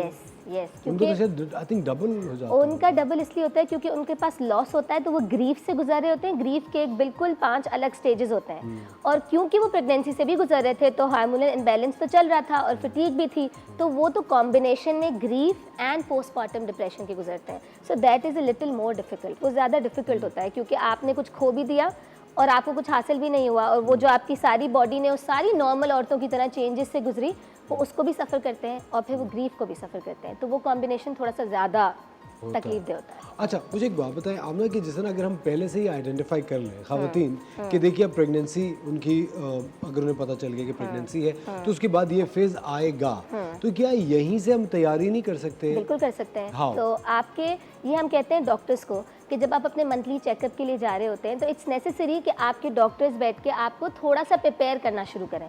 हमारे यहाँ मदर बनने से पहले हम उनको नसीहतें ज़्यादा करते हैं बनिस्बत इसके कि हम उनको काम डाउन करें कि यू विल बी गुड तो your child will be good. हमें और कुछ नहीं बताना होता है। इतनी सारी रिसर्चेज ही शो करती हैं कि क्योंकि मदर एंशियस है उनके बच्चे एंशियस रहते हैं और उनके बच्चे फीड नहीं करते, उनके बच्चे क्राइंग स्पेल शो करते हैं। आपको ओवर द पीरियड जिस तरह वो 4-5 चेकअप्स के लिए जाते हैं, आई थिंक सो वहाँ अगर डॉक्टर्स थोड़ा गाइड करना शुरू करें, फिर हम पीछे से फैमिलीज़ थोड़ा सा गाइड करना शुरू करें that you have to calm down, we will manage the baby.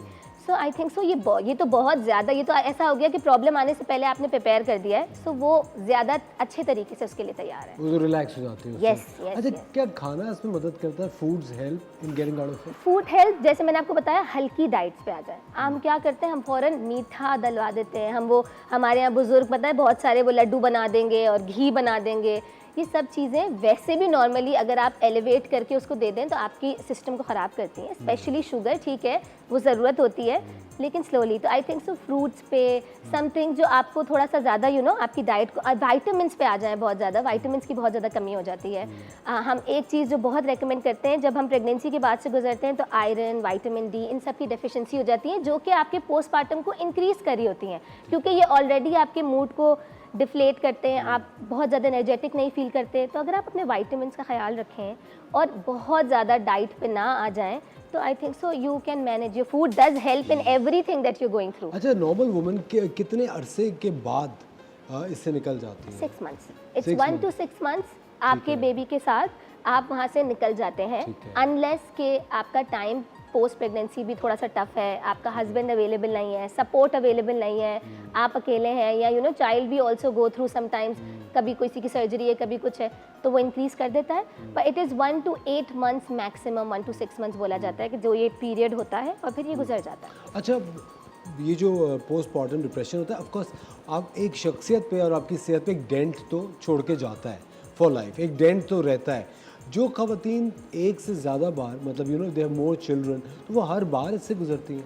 इसकी कोई गारंटी नहीं होती। आप कभी कभार अपनी किसी भी प्रेगनेंसी से नहीं गुजरते और फिर आप अपने आखिरी बच्चे में गुजरते हैं, कभी कभार आप हर प्रेगनेंसी के बाद गुजरते हैं, कभी कभार आप बहुत टफ प्रेगनेंसी होती है और उससे नहीं गुजरते, और एक बच्चा जो बिल्कुल आराम से आ गया आप उसमें गुजर जाते हैं। तो this is an unwanted, no, this is an unwanted guest. आपके पास वो कभी भी आ सकता है, इसका कंट्रोल आपकी लाइफ पे नहीं है। जैसे हम कहते हैं बुखार आ गया तो आ गया, इसी तरह से पोस्टमार्टम आप प्रिडिक्ट नहीं कर सकते, लेकिन आप रेडी जरूर रहते हैं कि there are chances that I will go. अच्छा, and how to counter it? What do you mean by how to counter? हम इसको प्रोटेक्ट कैसे करें?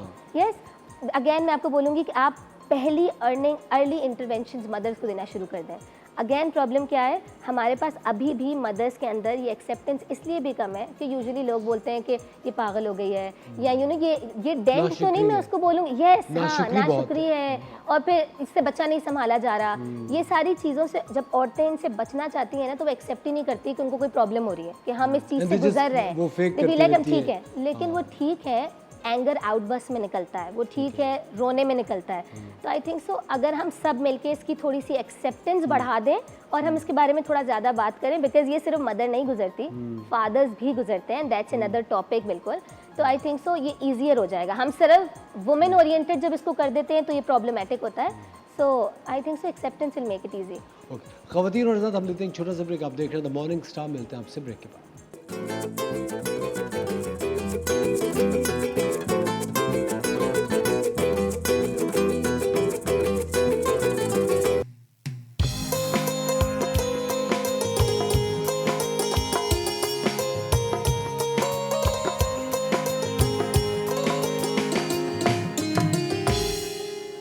वेलकम बैक ख़वातीन और हज़रात, आप देख रहे हैं द मॉर्निंग स्टार। एक बार फिर आपको शो में हम वेलकम करते हैं। हम आज डिस्कस कर रहे हैं पोस्टमार्टम डिप्रेशन, जो कि प्रेगनेंसी के बाद ख़वातीन जिस डिप्रेशन से गुजरती हैं उसको पोस्टमार्टम डिप्रेशन कहते हैं।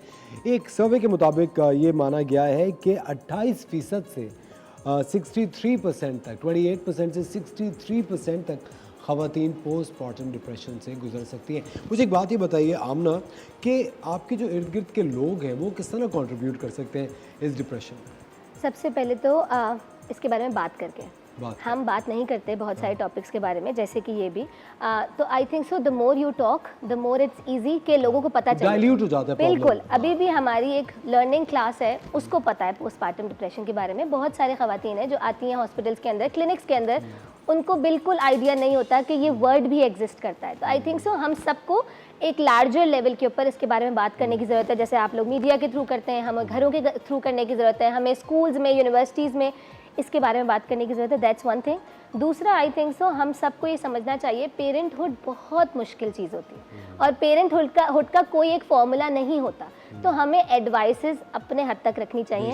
हम जब रूल्स लगा देते हैं कि ऐसी मदर होनी चाहिए और ऐसा फादर होना चाहिए, ये आपको वो चीज़ करने से पहले प्रेशर जोन में ले आता है। जैसे आप एग्ज़ाम से पहले प्रेशर में होते हैं, ऐसे प्रेगनेंसी से पहले औरतें बहुत प्रेशर जोन में आ जाती हैं। जब आप प्रेशर जोन में अलर्ट हो जाते हैं तो आप तो चांसेस बढ़ा दिए ना, आप खौफ में हैं, आप खुशी में नहीं हैं, आप खौफ में गुजारते हैं कि मैं अच्छी माँ होंगी, मैं नहीं होंगी। फिर आप कंपेयर करते हैं अपने इन लॉज से, और ऊपर अपनी से मदर आई थिंक से। पूरा process of delivering a child, Yes, I think the yes. Second most painful process in the world. Yes, तो आई थिंक सो अगर हम इन सब चीज़ों को हम एडवाइसेस कम रखें, हम उनको ये बताएं कि मैं ये नहीं कह रही कि आपके पास रूल्स नहीं होने चाहिए, बट आपको उनको थोड़ा सा कम, उनको प्रेशर में ना लेकर आएँ, तो आई थिंक सो ये 2 चीज़ें अगर हम बैलेंस आउट कर लें तो we can help women out कि वो कम तरीके से इससे आराम से गुजर जाए। अच्छा आमना, ये आई थिंक सोसाइटीज़ में भी बहुत डिफर करती होगी ये प्रॉब्लम। जिस तरह देखिए, जो लोग वेल रेड या वेल ट्रैवल्ड है या जिनका मुताला ज़्यादा है, ज़्यादा पढ़े लिखे, उनको तो ये आइडेंटिफाई वो लोग कर लेते हैं कि यार ये प्रॉब्लम है।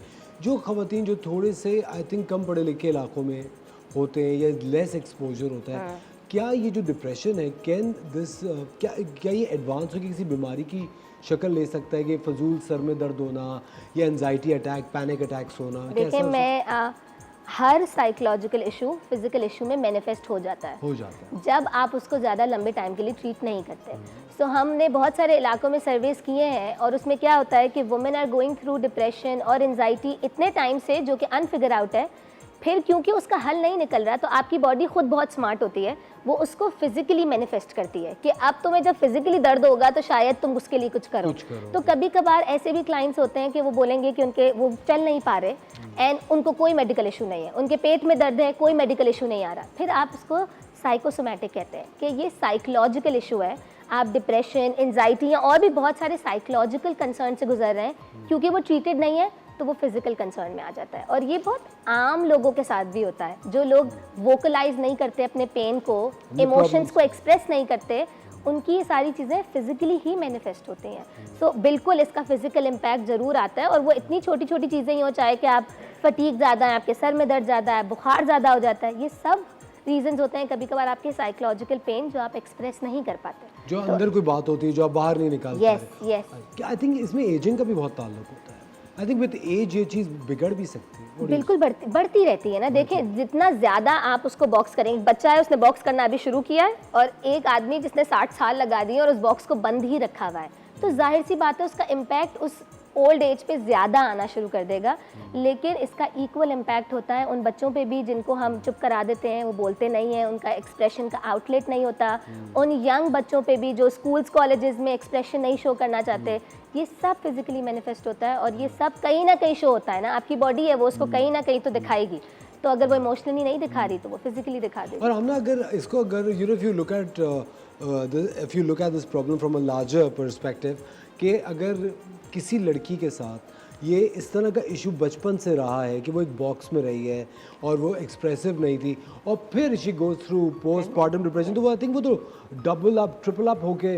एंड ट्रिपल के साथ क्या होता है कि आपकी सिस्टम को ना एक मौका मिल जाता है। ये वाली बात है कि आपने उसको बंद करके रखा, अब प्रेगनेंसी ने वो डब्बा खोल दिया है, तो अब आप इमेजिन कर सकते हैं कि वो किस शिद्दत से बाहर आएगा, क्योंकि वो सिर्फ आपकी प्रेगनेंसी का पिछला बैकलॉग है, सारा बैकलॉग है, और वो एक साथ आएगा। तो some people do go through extreme depression when it comes to their pregnancies.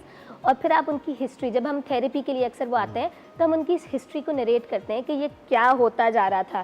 तो आप देखते हैं कुछ लोग जब उसको इतना बॉक्स रखते हैं, तो जब वो खुलता है तो वो बहुत बुरे तरीके से खुलता है। तो it does happen. Yes Amna, thank you so much. Thank It was you so lovely much. having you on the show. बड़ी ज़बरदस्त हमारी डिस्कशन रही है। ख़वातीन इज़्ज़त, इस बात से यही एक बात ज़ाहिर होती है जो कि हम हमेशा आपसे कहते हैं, क्योंकि हम आपके बड़े मुखलिस दोस्त हैं। बात कीजिए, और अगर बात करने के लिए कोई नहीं हो तो साइकोलॉजिस्ट का या साइकेट्रिस्ट का दरवाज़ा ज़रूर खटखटाइए, क्योंकि ओपन अप होना, बातें अगर आप अपने दिल में रखेंगे, अपनी परेशानियाँ, अपने वरीज़, एंजाइटीज़, टेंशन अगर अंदर रखेंगे, तो वो किसी बीमारी की शक्ल इख्तियार करेंगे, और फिर उसका इलाज कराना एक और बहुत बड़ी साइंस है। आजकल के दौर में हर चीज़ बहुत ज़्यादा महंगी हो गई है, दवाइयों तक की इंपोर्ट्स पे पाबंदी लगी हुई थी अभी पिछले दिनों तक। तो बेहतरीन चीज़ ये है कि अपने दिमाग को खाली रखिए, अपने दिल को आप खाली रखिए, बात कीजिए, चाहे डॉक्टर से, चाहे अपने करीबी दोस्तों से, अपने यारों से, रिश्तेदारों से बात कीजिए। जब बात करते हैं तो आपका दिल हल्का होता है और ये वाकई में ये चीज़ बहुत ज़्यादा फ़ायदा देगी आपकी सेहत को। आमना, बहुत शुक्रिया, thank you very much for coming to the show. हम रहते हैं एक छोटा सा ब्रेक, आप देख रहे हैं द मॉर्निंग स्टार, मिलते हैं आपसे ब्रेक।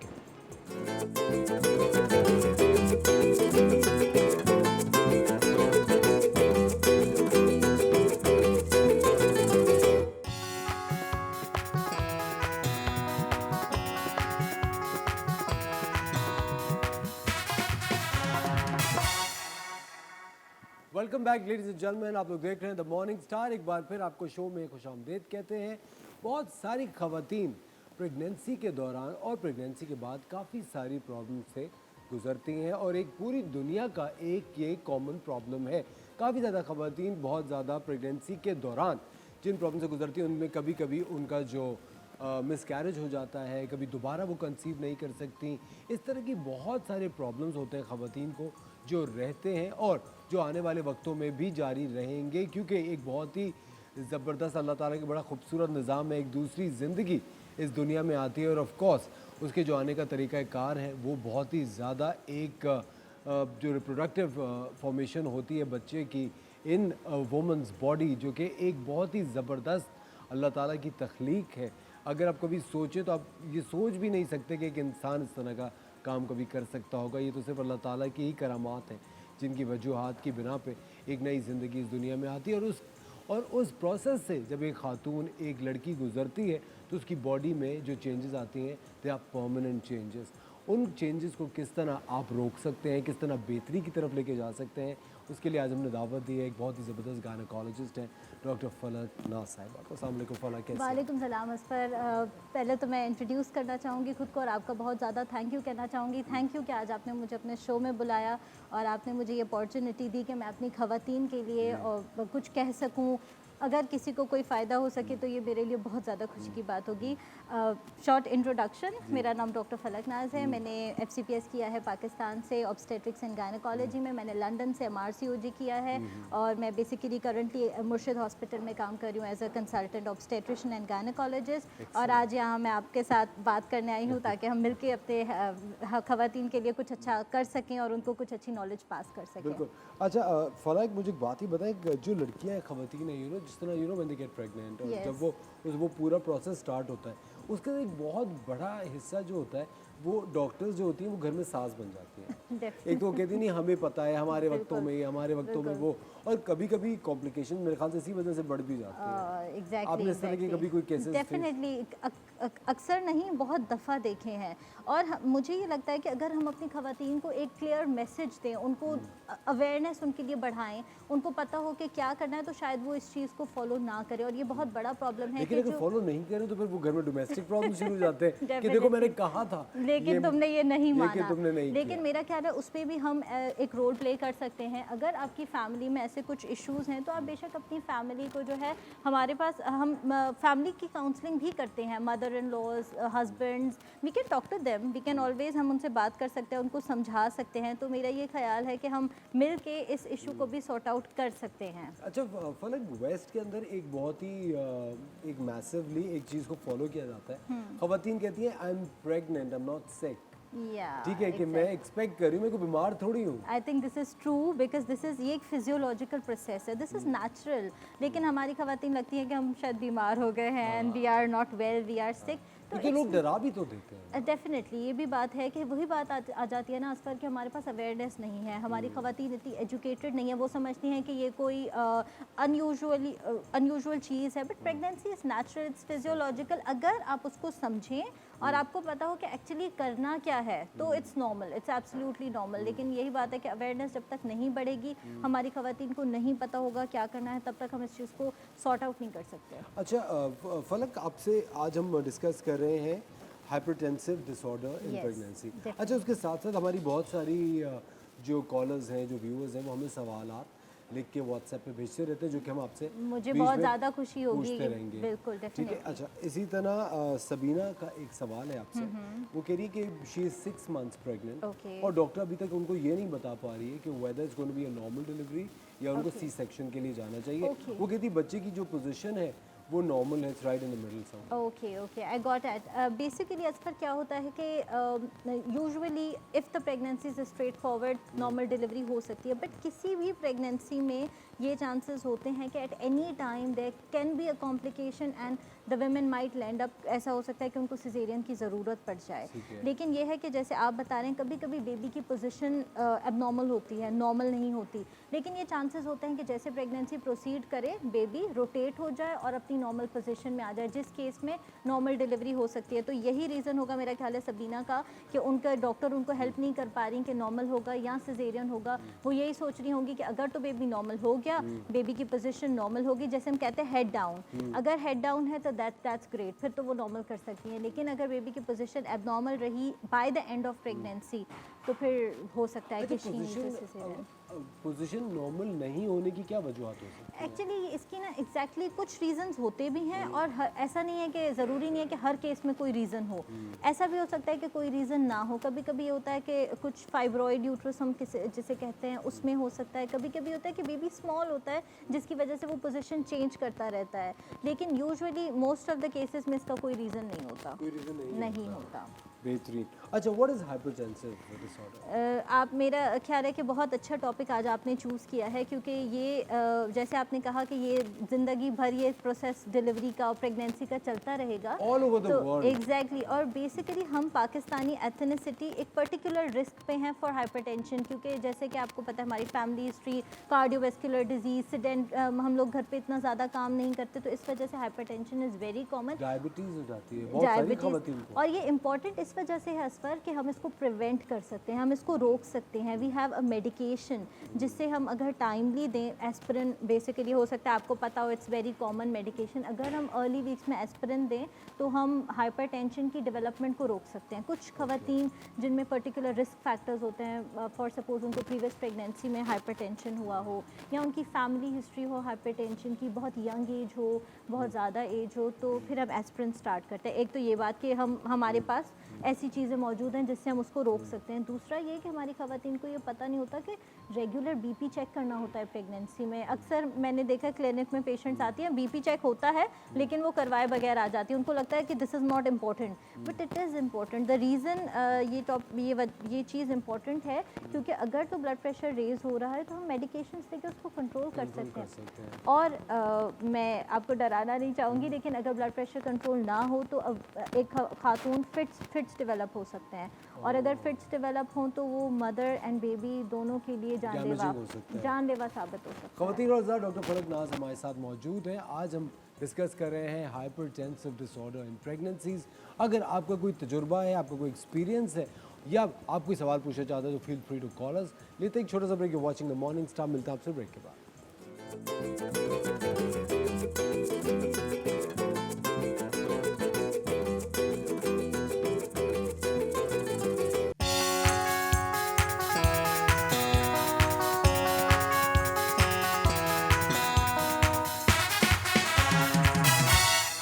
वेलकम बैक खवातीन और हज़रात, आप देख रहे हैं द मॉर्निंग स्टार। हमारे साथ डॉक्टर फलक नाज साहिबा मौजूद है जो कि एक बहुत ही शानदार गायनेकोलॉजिस्ट है, और आज हम डिस्कस कर रहे हैं hypertensive disorder in pregnancies. Doctor साहिबा, तस्नीम ने एक सवाल पूछा है कराची से कि उनके शी इज़ 7 months प्रेगनेंट और उनको बहुत 3-4 दफ़ा फेक वो जो होता है फॉल्स अलार्मिंग हो चुकी है। उसकी क्या वजह हो सकती है? That means bleeding. नो, मतलब वो पेन उनको पहले स्टार्ट हो जाते हैं। ओके। देखिए प्री टर्म लेबर भी बहुत कॉमन है। हो सकता है कि वो प्री टर्म अच्छा, labour, sorry to add a bit, she is a working mother also, मतलब वो जॉब पे भी अपने जा रही है। That could be one of the reason, क्योंकि मैंने अपने करियर में ये देखा है कि स्पेशली जो वर्किंग खवातीन हैं, उनका अगर स्ट्रेनस बहुत ज़्यादा काम हो तो pre term labour can be one of the reasons for that. क्योंकि उनका अगर स्ट्रेनस काम है, बहुत ज़्यादा सीढ़ियाँ चढ़ना, बहुत ज़्यादा स्ट्रेसफुल काम, तो ये वजह हो सकती है कि उनको प्री टर्म लेबर में की वजह से लेबर पेन्स हो रहे हैं। लेकिन यह है कि इसके लिए भी असफर ट्रीटमेंट मौजूद है। वी डू हैव सम हमारे पास दवाइयाँ ऐसी मौजूद हैं जिससे हम उसको कंट्रोल कर सकते हैं। तो अगर तो तस्नीम हमारे साथ कांटेक्ट में है तो हम उनको ये एडवाइस मैं करूँगी कि हमारे पास भी आ सकती हैं मुर्शिद हॉस्पिटल में, या किसी हॉस्पिटल में एटलीस्ट विज़िट करें। अगर वाकई वो प्री टर्म लेबर में है तो हम मेडिकेशन मेडिकेशन से उसको कंट्रोल कर सकते हैं। कर सकते हैं। Definitely. अच्छा मुझे एक बात वैसे बताइएगा डॉक्टर साहबा जी। कि ज़हनी जो एक तनाव होता है वो ज़्यादा ख़तरनाक होता है या फिर जिस्मानी तनाव प्रेगनेंसी मेरा में? ख्याल है जहनी तनाव बहुत ज़्यादा ख़तरनाक है इस पर, स्पेशली डिलीवरी के बाद हमारी ख़वातीन पोस्टपार्टम डिप्रेशन, पोस्टपार्टम साइकोसिस, पोस्टपार्टम ब्लूज़ हम इसे कहते हैं, जैसे ही कुछ हार्मोनल चेंजेस भी आती हैं बॉडी में, ऊपर से नई बेबी की ज़िम्मेदारी, सब कुछ चेंज हो जाता है, फिर डिलीवरी का स्ट्रेस, तो बहुत कॉमन है हमारी ख़वातीन में पोस्टपार्टम डिप्रेशन। लेकिन उसको भी हम ट्रीट कर सकते हैं अगर फैमिली की तरफ से, स्टाफ की तरफ से अच्छी सपोर्ट हो, और इवन कुछ मेडिकेशंस भी हैं। कुछ ख़वातीन जो नहीं सेटल होता उनका ये मसला सपोर्ट से, तो हम उनको मेडिकेशंस भी दे सकते हैं, and it is very common, very common. Doctor साहब हमने आज पोस्ट पार्टम डिप्रेशन पे हमने डिस्कशन की थी। हमारे साथ एक साइकोलॉजिस्ट मौजूद थी Okay. जो हमने एक पूरा एक 360 डिग्री View कवर करने किया। की कोशिश की है इस Okay. एंटायर सिस्टम को। डॉक्टर साहब बहुत सारे लोग ये समझते हैं कि जो दवाइयाँ होती हैं, जो प्रेगनेंसी सपोर्टिव मेडिसिन होती हैं वो, या फिर जो पेन किलर्स ख़वातीन को दी जाती हैं before and during pregnancy, Yes. वो बच्चे के जहन पे असर करती हैं या बच्चे की फॉर्मेशन पे असर करती हैं। असर कुछ मेडिकेशंस हैं जो वाकई बेबी के लिए हार्मफुल हो सकती हैं, बट नॉट ऑल। तो Okay. बेहतर तरीका ये है कि आप जो भी मेडिकेशन लें वो आप किसी डॉक्टर या किसी हेल्थ केयर प्रोफेशनल की एडवाइस से लें। नॉट हर मेडिकेशन नहीं होती जो बेबी को हार्म करती है, चंद होती हैं येस। तो मैं यहाँ पे ये एडवाइस देना चाहूँगी हमारी ख़वातीन को कि अगर आप कोई मेडिसिन ले रहे हैं तो उससे लेने से पहले आप किसी हेल्थ केयर प्रोवाइडर से, किसी डॉक्टर से एक एडवाइस ले एक लीजिए। डॉक्टर के तो उस मशवरे में रहें हमेशा। एग्जैक्टली उनसे पूछ लें कि ये मेडिकेशन सेफ़ है। इवन कुछ एंटीबायोटिक्स हैं, कुछ एंटीबायोटिक्स सेफ़ होती हैं प्रेगनेंसी में, कुछ एंटीबायोटिक्स सेफ़ नहीं होती हैं प्रेगनेंसी में। इवन जो फीडिंग मदर्स होती हैं उनके लिए भी कुछ मेडिकेशन सेफ़ नहीं होती। तो ये है कि मैं यहाँ एडवाइस ये करूँगी कि प्लीज़ आप डॉक्टर से मशवरा लेके फिर आप बेशक मेडिकेशंस ले सकते हैं। सेफ़ पेन रिलीफ मेडिकेशंस हैं हमारे पास पाकिस्तान में जो प्रेगनेंसी में सेफ़ होती हैं। अच्छा डॉक्टर साहब एक ज़ाती सवाल है आपसे, Definitely. क्योंकि ऑफ कोर्स आप एक पढ़ी लिखी खातून है, तजुर्बेकार खातून है। अभी जैसे ना अमेरिका के अंदर एक एंटी अबॉर्शन बिल पास हुआ हुआ है, लाइक ख़वातीन जाके अबॉर्शन जी। नहीं करा सकती, अबॉर्ट नहीं करा सकती। आपके ख्याल से as a woman, as a human being and as a doctor, आपके ख्याल से आप इसके फेवर में या खिलाफ हैं? मेरे ख्याल से असफर अगर मैं देखूं तो कुछ ऐसे ग्राउंड्स होते हैं जिस पे ये जायज़ होता है, ये लीगल होता है as a human, as a doctor. और अगर लॉ के हिसाब से मैं देखूं तो भी, फॉर सपोज़ अगर माँ को कोई ऐसी बीमारी है जिसमें उसकी जान को ख़तरा हो सकता है, जो उसके घर पे पीछे बच्चे हैं वो भी अफेक्टेड होंगे, उस केस में मैं समझती हूँ ये लीगल है। कुछ और भी सिचुएशंस होती हैं, जैसे कभी कभी हमें पता चलता है कि बेबी में एबनॉर्मेलिटी है, अल्ट्रासाउंड्स पे कुछ टेस्ट हमारे पास मौजूद होते हैं, तो इन दैट केस भी ये जायज़ होता है, दिस इज़ लॉफुल कि अगर बेबी में ऐसी एबनॉर्मेलिटीज़ हैं कि डिलीवरी के बाद उसने एक्सपायर ही होना है, तो उस केस में भी हम अबॉर्शन अलाउ करते हैं। या फिर कुछ ऐसा रीज़न हो, कुछ सोशल ग्राउंड्स होते हैं, उस पर भी हम अलाउ कर सकते हैं। नॉट ऑल केसेस, ये रूल सबके लिए नहीं है, लेकिन ये पर्सन टू पर्सन वेरी करता है, हर इंसान के लिए अलग है। लेकिन मेरा ख्याल है कि कुछ सिचुएशंस में हम कर सकते हैं। कर सकते हैं। अच्छा डॉक्टर साहब ये बड़ा पेनफुल क्वेश्चन है, जब आप एक डिफॉर्मिटी या अबनॉर्मेलिटी बच्चे में किस तरह डिस्कवर की जाती है? बहुत ज़्यादा मुश्किल सिचुएशन होती है, ना सिर्फ पेरेंट्स के लिए बट हम एज अ डॉक्टर्स, हमारे लिए भी। किसी पेरेंट को ये बताना कि आपका आने वाला बेबी में कोई एबनॉर्मेलिटी है, पता कैसे चलता है? असफर अल्ट्रासाउंड पे भी पता चल सकता है। हमारे पास बहुत अच्छी अल्ट्रासाउंड फैसिलिटीज़ हैं अल्हम्दुलिल्लाह पाकिस्तान के अंदर, जिन पे हमें पता चल जाता है। कुछ ऐसे टेस्ट मौजूद हैं, कुछ नीडल टेस्ट होते हैं जिस पे पता चलता है कि बेबी के क्रोमोसोम्स में प्रॉब्लम है, जैसे हम डाउन सिंड्रोम कहते हैं। तो हमारे पास ऐसे टेस्ट मौजूद हैं, usually most of the time उन्हीं पे पता चलता है। ओके अच्छा यूजुअली डॉक्टर साहब कौन कौन सी डिफॉर्मिटीज़ हो सकती हैं? सबसे कॉमन तो यह है कि स्पाइन में, जिसे हम स्पाइना बाइफीडा कहते हैं, स्पाइन में एक डिफेक्ट होना और ब्रेन का एक पार्ट उसमें से बल्ज आउट करता है, जिसे हम स्पाइना बाइफीडा कहते हैं। लेकिन यह है कि उसकी सक्सेसफुल सर्जरी मौजूद है, लेकिन हर पेरेंट का अलग अलग सिचुएशन होती है, डिपेंड करता है। कुछ पेरेंट्स उसको एक्सेप्ट करते हैं, कुछ पेरेंट्स एक्सेप्ट नहीं कर सकते, तो इन दैट केस भी अबॉर्शन लीगल होता है, क्योंकि वो डिपेंड करता है उनके हालात पे, उनके सर्कमस्टेंसेस कैसे हैं, वो इतना कर सकेंगे नहीं कर। और इवन सक्सेसफुल सर्जरी के बाद भी बेबी को कुछ एबनॉर्मेलिटीज़ हो सकती हैं। हो सकती हैं। हो सकती हैं। अच्छा डॉक्टर साहब जिस तरह ब्लाइंडनेस होती है या स्पीच डिसऑर्डर्स होते मैं- जी। हैं या हार्ट प्रॉब्लम्स होते हैं, ये भी क्या डिटेक्ट हो सकते हैं बिफोर?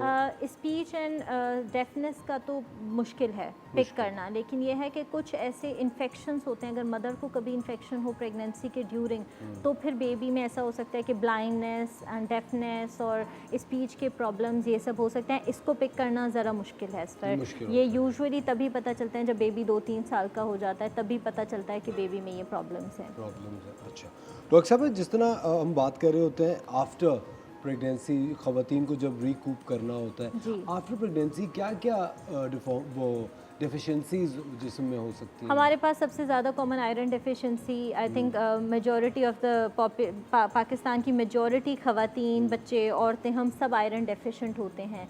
तो हम तो यूजुअली एडवाइस करते हैं कि डिलीवरी के बाद at least 2 to 3 months iron and vitamin D calcium supplements लें, क्योंकि विटामिन डी भी हमारी ख़वातीन में डेफिशिएंट है और हम लोग चेक नहीं करते, हमें पता नहीं। आई थिंक मुझे लगता है मैं भी विटामिन डी डेफिशिएंट होगी, हो सकता है इस पर आप भी मुझे तो बहुत डेफिशिएंसी मैं तो पहले ही मान लेता हूँ। तो उसका हल ये है कि आप रेगुलर एटलीस्ट डिलीवरी के बाद, मैं अपनी फ़ीमेल्स को एडवाइस करूँगी कि डिलीवरी के बाद कम से कम 2-3 महीने मल्टीविटामिन, जिसमें iron supplement, calcium, vitamin D supplements, please वो लीजिए। लेते रहे।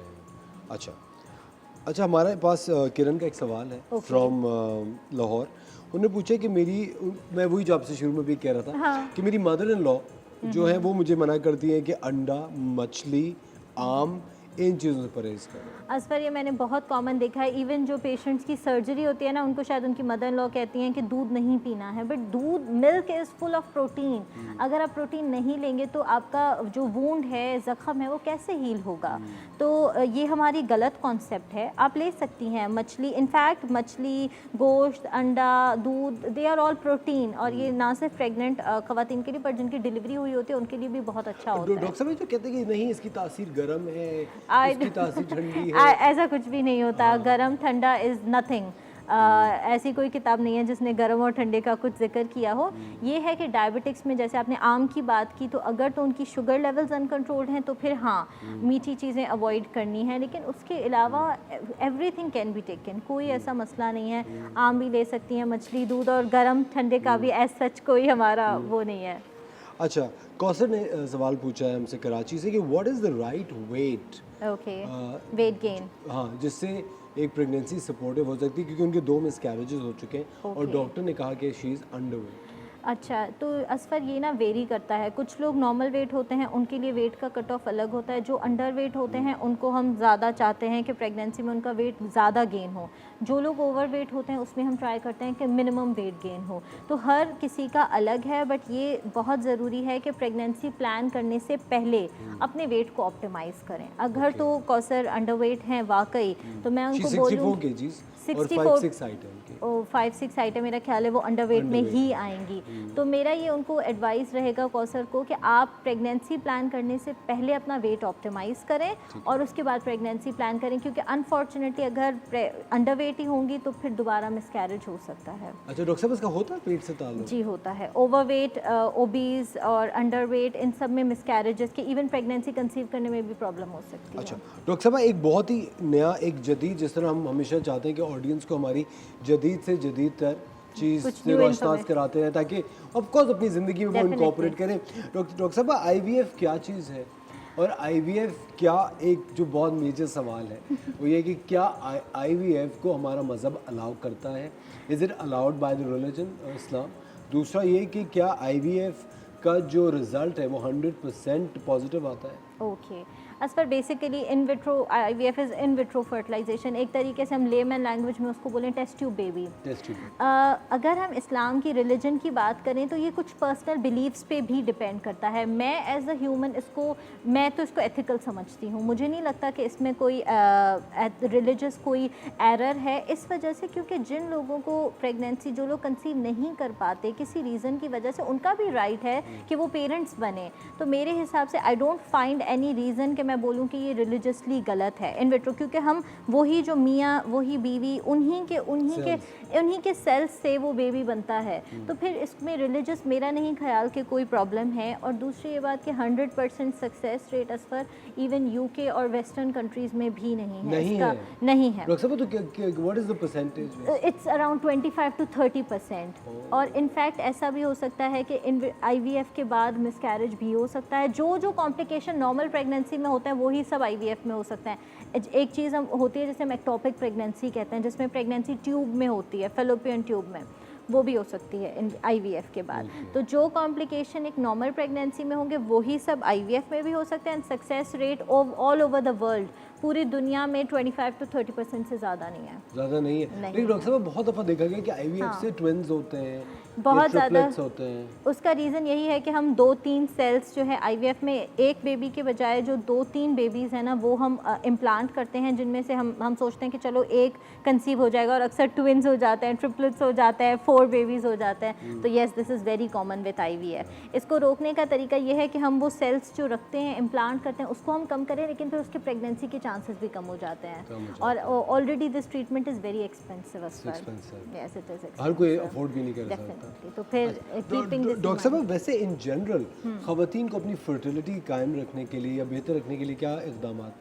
ओवरऑल तो मैं ये बोलूँगी असफर कि फॉलिक एसिड का इस्तेमाल, जो भी प्रेगनेंसी प्लान करें या प्रेग्नेंट होना चाहती हैं, फॉलिक एसिड यूज़ करें। बिसाइड्स दैट ये है कि अगर आपको कोई सिम्टम्स हैं, फॉर सपोज डिस्चार्ज हम कहते हैं कि it can be a sign of infection, अगर कोई कंप्लेन है तो सीक मेडिकल एडवाइस, आप डॉक्टर के पास आएँ। कुछ ऐसी चीज़ें हैं जिनको अगर हम टाइमली ट्रीट करें तो वो वर्स नहीं होती हैं, बेहतर हो सकती हैं। और जनरली वही सब कॉजेज़ हैं। कभी कभी फाइब्रॉइड भी होता है। फाइब्रॉइड बेसिकली एक तरीके का ट्यूमर होता है यूट्रस में, अगर हम उसको निकालें तो फर्टिलिटी हो सकती है। तो ट्रीटमेंट्स मौजूद हैं। मेरा ख्याल है कि अगर हमारे पास आएँ, आप एडवाइस लें, तो हम आपको ट्रीट कर सकते हैं। Thank you very much doctor साहब, बहुत बहुत शुक्रिया आपके वक्त के लिए। Thank you. ख़वातीन और हज़रात, डॉक्टर फलक नाज साहिबा हमारे साथ ही मुर्शिद हॉस्पिटल कराची में प्रैक्टिस करती हैं। अगर आप किसी भी प्रेगनेंसी से रिलेटेड मसले से दो चार हैं तो आप डॉक्टर साहिबा को विज़िट करके अपना हल तलाश कर सकते हैं अपने मसले का। हमारी हमेशा से ख़वातीन और हज़रात यही कोशिश रहती है कि हर वो सब्जेक्ट, हर वो टॉपिक जो कि हमारी ज़िंदगी से जुड़ा है आपके साथ डिस्कस करें, आपको एनलाइट करें, आपके ज़िंदगी के अंदर एक रास्ता आपको बताएं कि आप इस रास्ते से अपने मसलों का हल तलाश कर सकते हैं। कल हम फिर आपके साथ होंगे एक शानदार से शो के साथ। अपना ख्याल रखिएगा। खुदा हाफ़िज़।